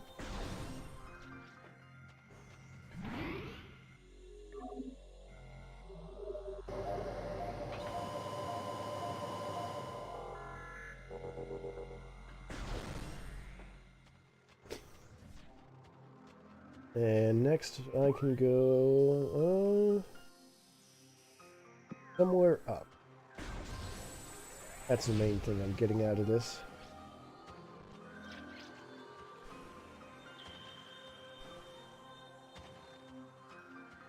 Oh, I see. I think I need to go across the rocket-propelled platforms there. Can I scan that and see what the deal is?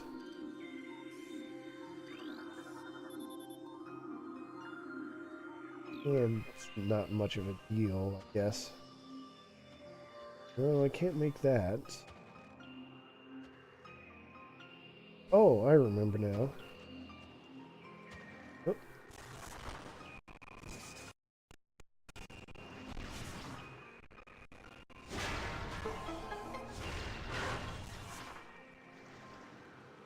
That's right, I have to get in here, scan this, that will unlock the door. That's progress. Oh. Go.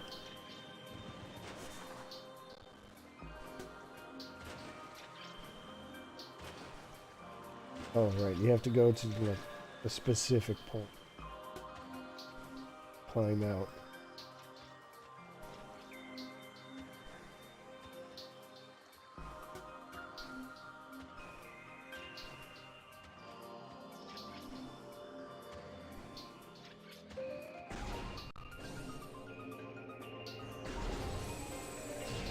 Oh yeah, let's take a look at this little guy here. This is the Scatter Bombu. There's another regular Bombu that I just kind of overlooked. But this one will just kind of go through corridors. And got those electric beams that you have to kind of time your way through. You're supposed to morph ball through. Oops, that didn't. So all the Bombus, let's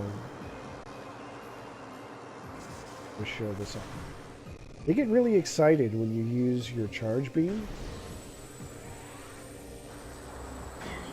So now it's moving a lot faster, and when it gets close, causes some static interference with your visor, which I honestly forgot about when I decided to do that little demonstration. So that was a fun little surprise. It mentions that it can only be damaged by electrical energy, which I don't have access to yet, but I'm thinking that's definitely going to happen.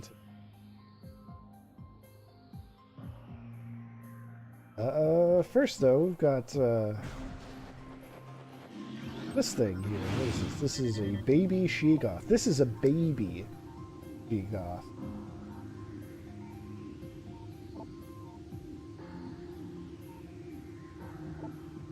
They have shells of ice on their backs. Then you gotta shoot them with a charge beam or a missile or something. That will expose their soft, fleshy interior. Oh, I guess it would take 2 missiles. Oh.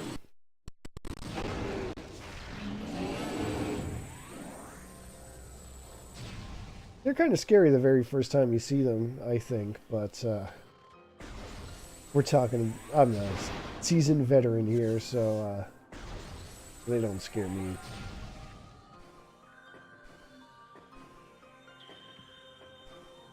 But oh boy, the way they just kind of rush up to you.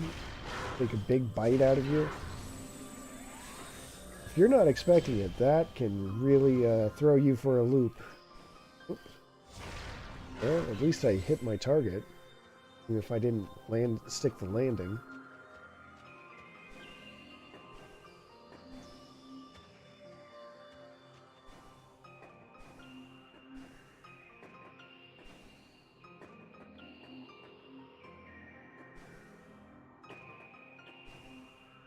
Let's see, I think there's an item down there, maybe? But I can't access it yet, so I won't. Odds are very good that... Oh. I'm gonna say, odds are very good that I'll pass through this room at least one more time with the required equipment. So, I'm not gonna stress too much about getting items right away if I can help it.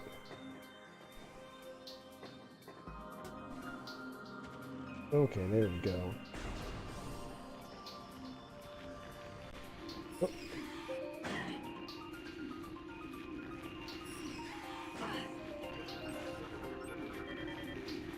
Ice burrowers. Since they're made of ice, the trick is to use missiles. Or charge beams work too, I guess. For some reason I thought the charge beam was a little too slow. Oh geez, even regular shots. Wow. Maybe I don't know this game as well as I thought.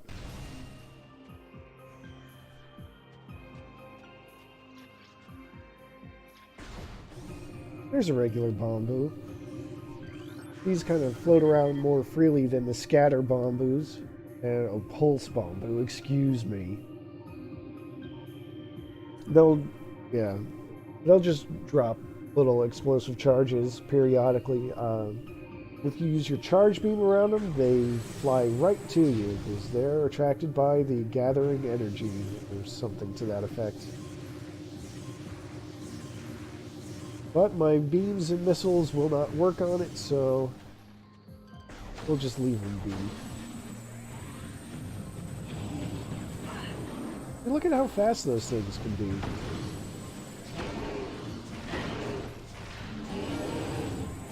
Oh. That's the other danger of the baby she-goths, is that they can freeze you in place. You've got to mash the jump button to get out.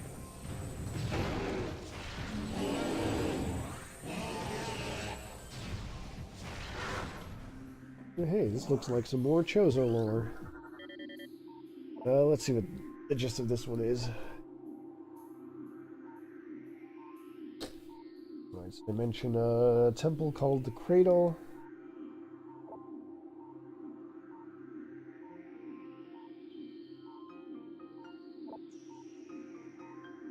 Gotta find some artifacts. That's actually gonna be much later on. That's gonna be like endgame stuff.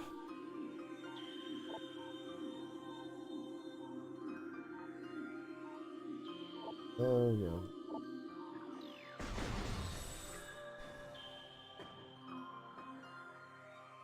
My platform up.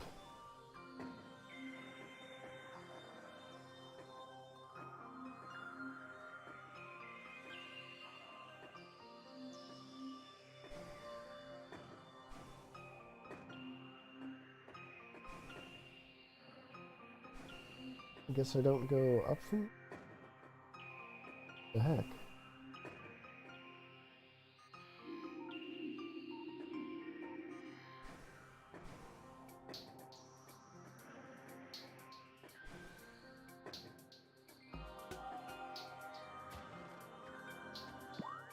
Oh. I'm looking for that missile door.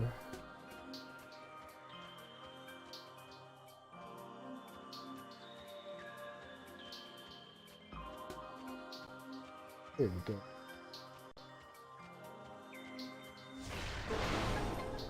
Let's see if I can get through this time without getting zapped. There we go. Easy every time. Yep. Easy every time.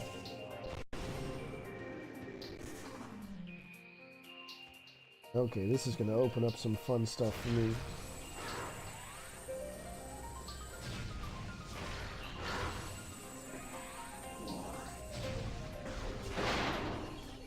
I guess those boxes aren't breakable.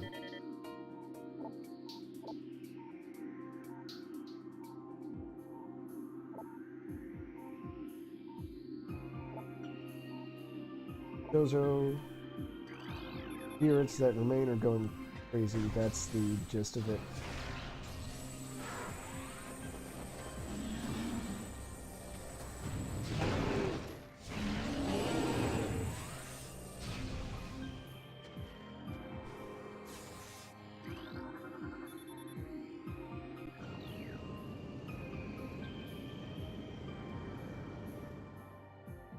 So this is going to be a fun upgrade.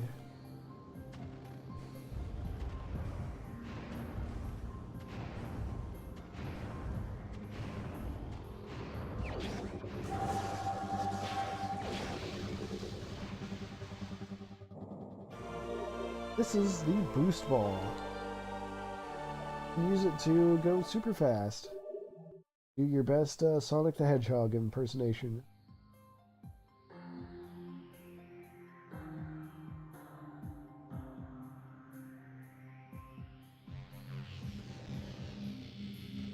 The audio delay. Uh-oh. I don't like the sound of that. Geez, I don't even know how I would fix that.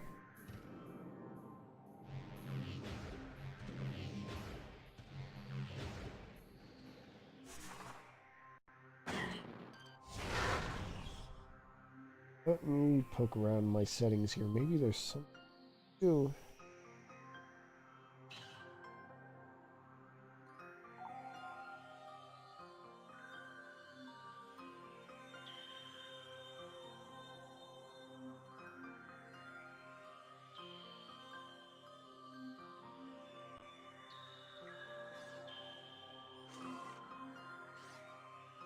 I have no idea what I'm doing in these settings. So I guess we're just gonna have to delete it and deal with it. There's delay in OBS.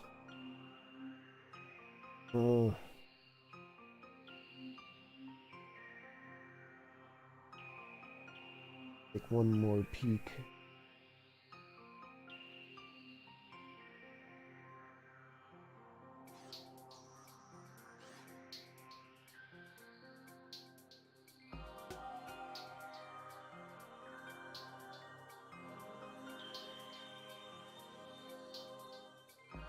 Okay, we're just gonna have to deal with it for the time being. I guess the YouTube is gonna have to deal with it in posterity, because I sure don't feel like figuring out how to edit things for real. Oh. Wanted to... I guess it... Yeah, I got distracted there. I might have done the whole fun of boost ball without it, realizing it. So what's fun about the boost ball is you can use it to go up half-pipe formations and build speed and go higher and higher. I guess there's a limit, but yeah, new doors have been opened to us is the important thing.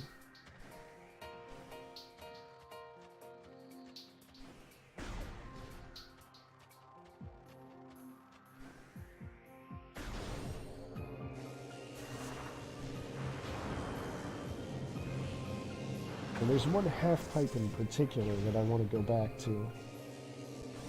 That's going to open up the next upgrade.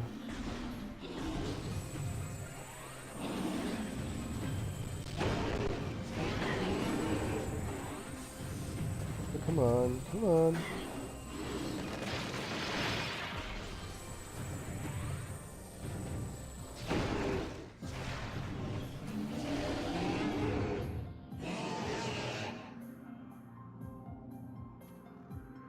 Oh, wait, pardon me. I'm going to try something else real quick. Maybe I can fix the delay after all.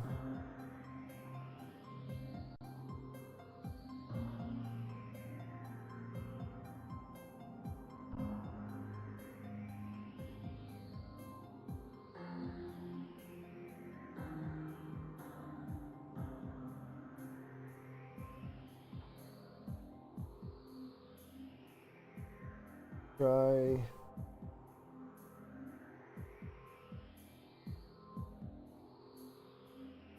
I don't know if that helped. Hopefully it did. I don't feel like trying anything to sync it.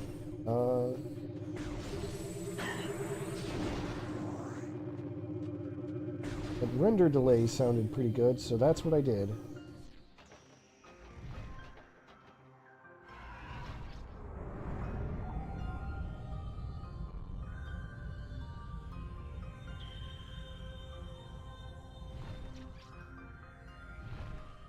Nothing quite like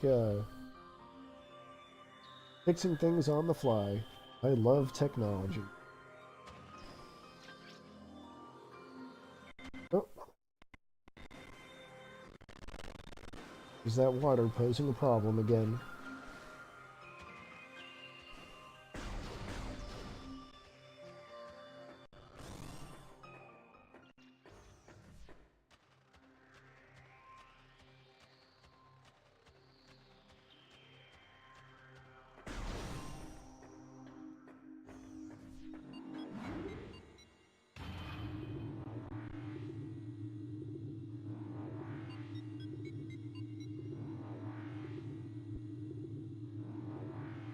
So I know I was talking about how the world is interconnected in all these fun ways, but that doesn't mean you're not going to be immune to backtracking.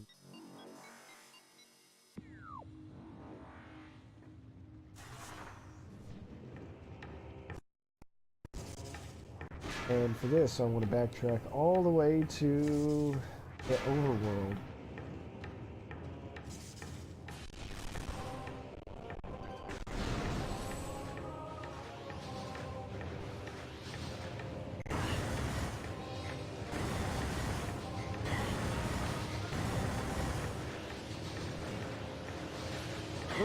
Sometimes my ideas of a shortcut are not the best.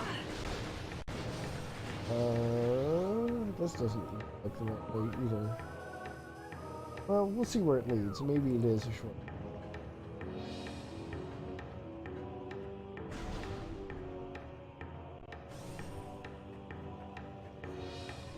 Oh.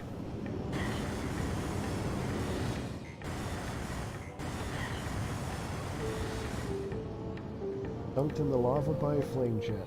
So, oh.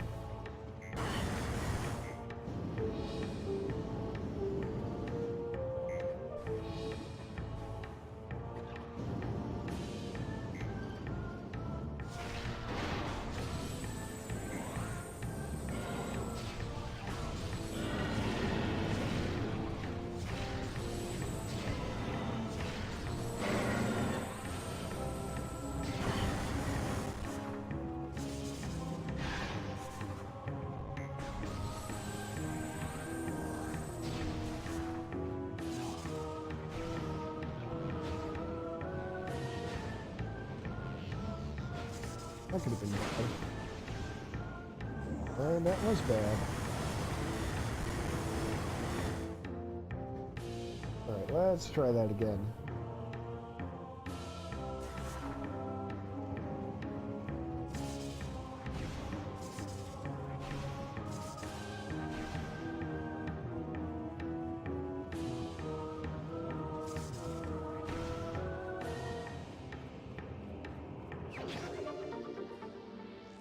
I feel like I couldn't have done all that just for a missile.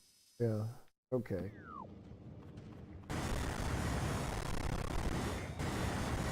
Ugh, Jesus.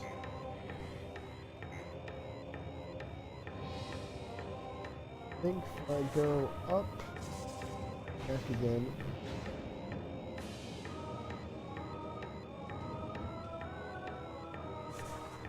Well, that just took me back to...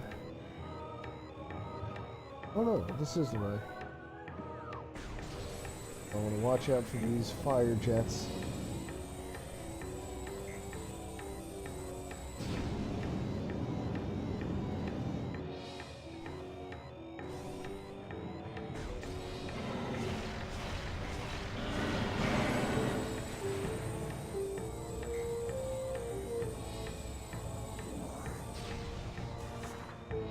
Gotta watch out for those fire-breathing dragon things.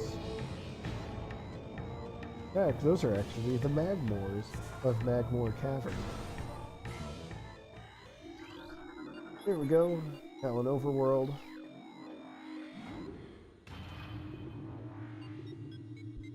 Get a nice break from that low health warning sound. Using cleverly disguised loading screens.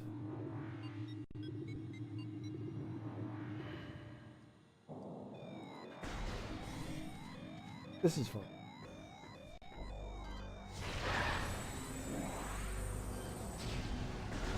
Speed health is good as new. Here's a missile. Nice.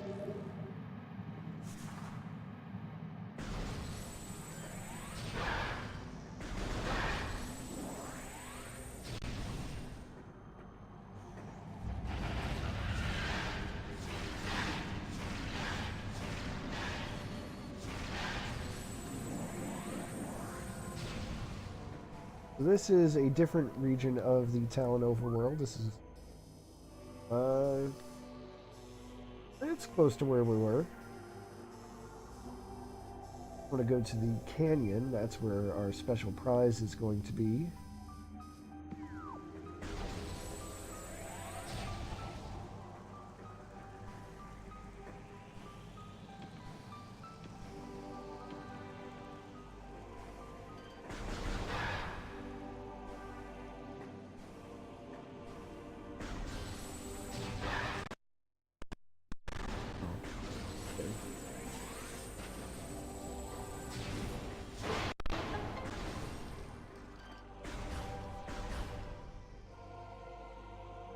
Yeah, so I went into this room before, and I couldn't get across because I didn't think to just walk along the side.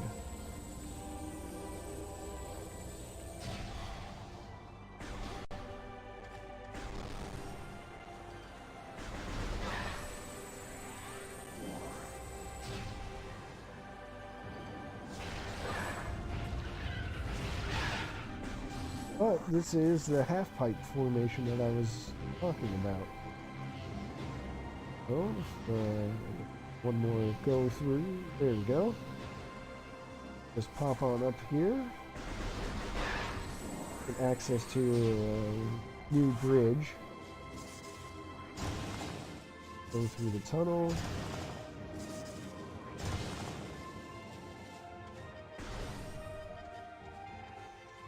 Hey. Something is poking me and I don't appreciate that.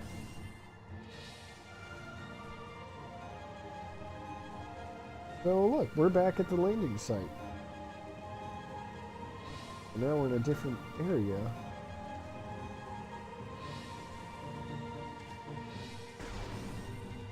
And this is our prize. Space jump boots. These are not the same space jump boots in Zero Mission, or as we'll later find in Super Metroid or other games. In the Prime series, space jump is a double jump.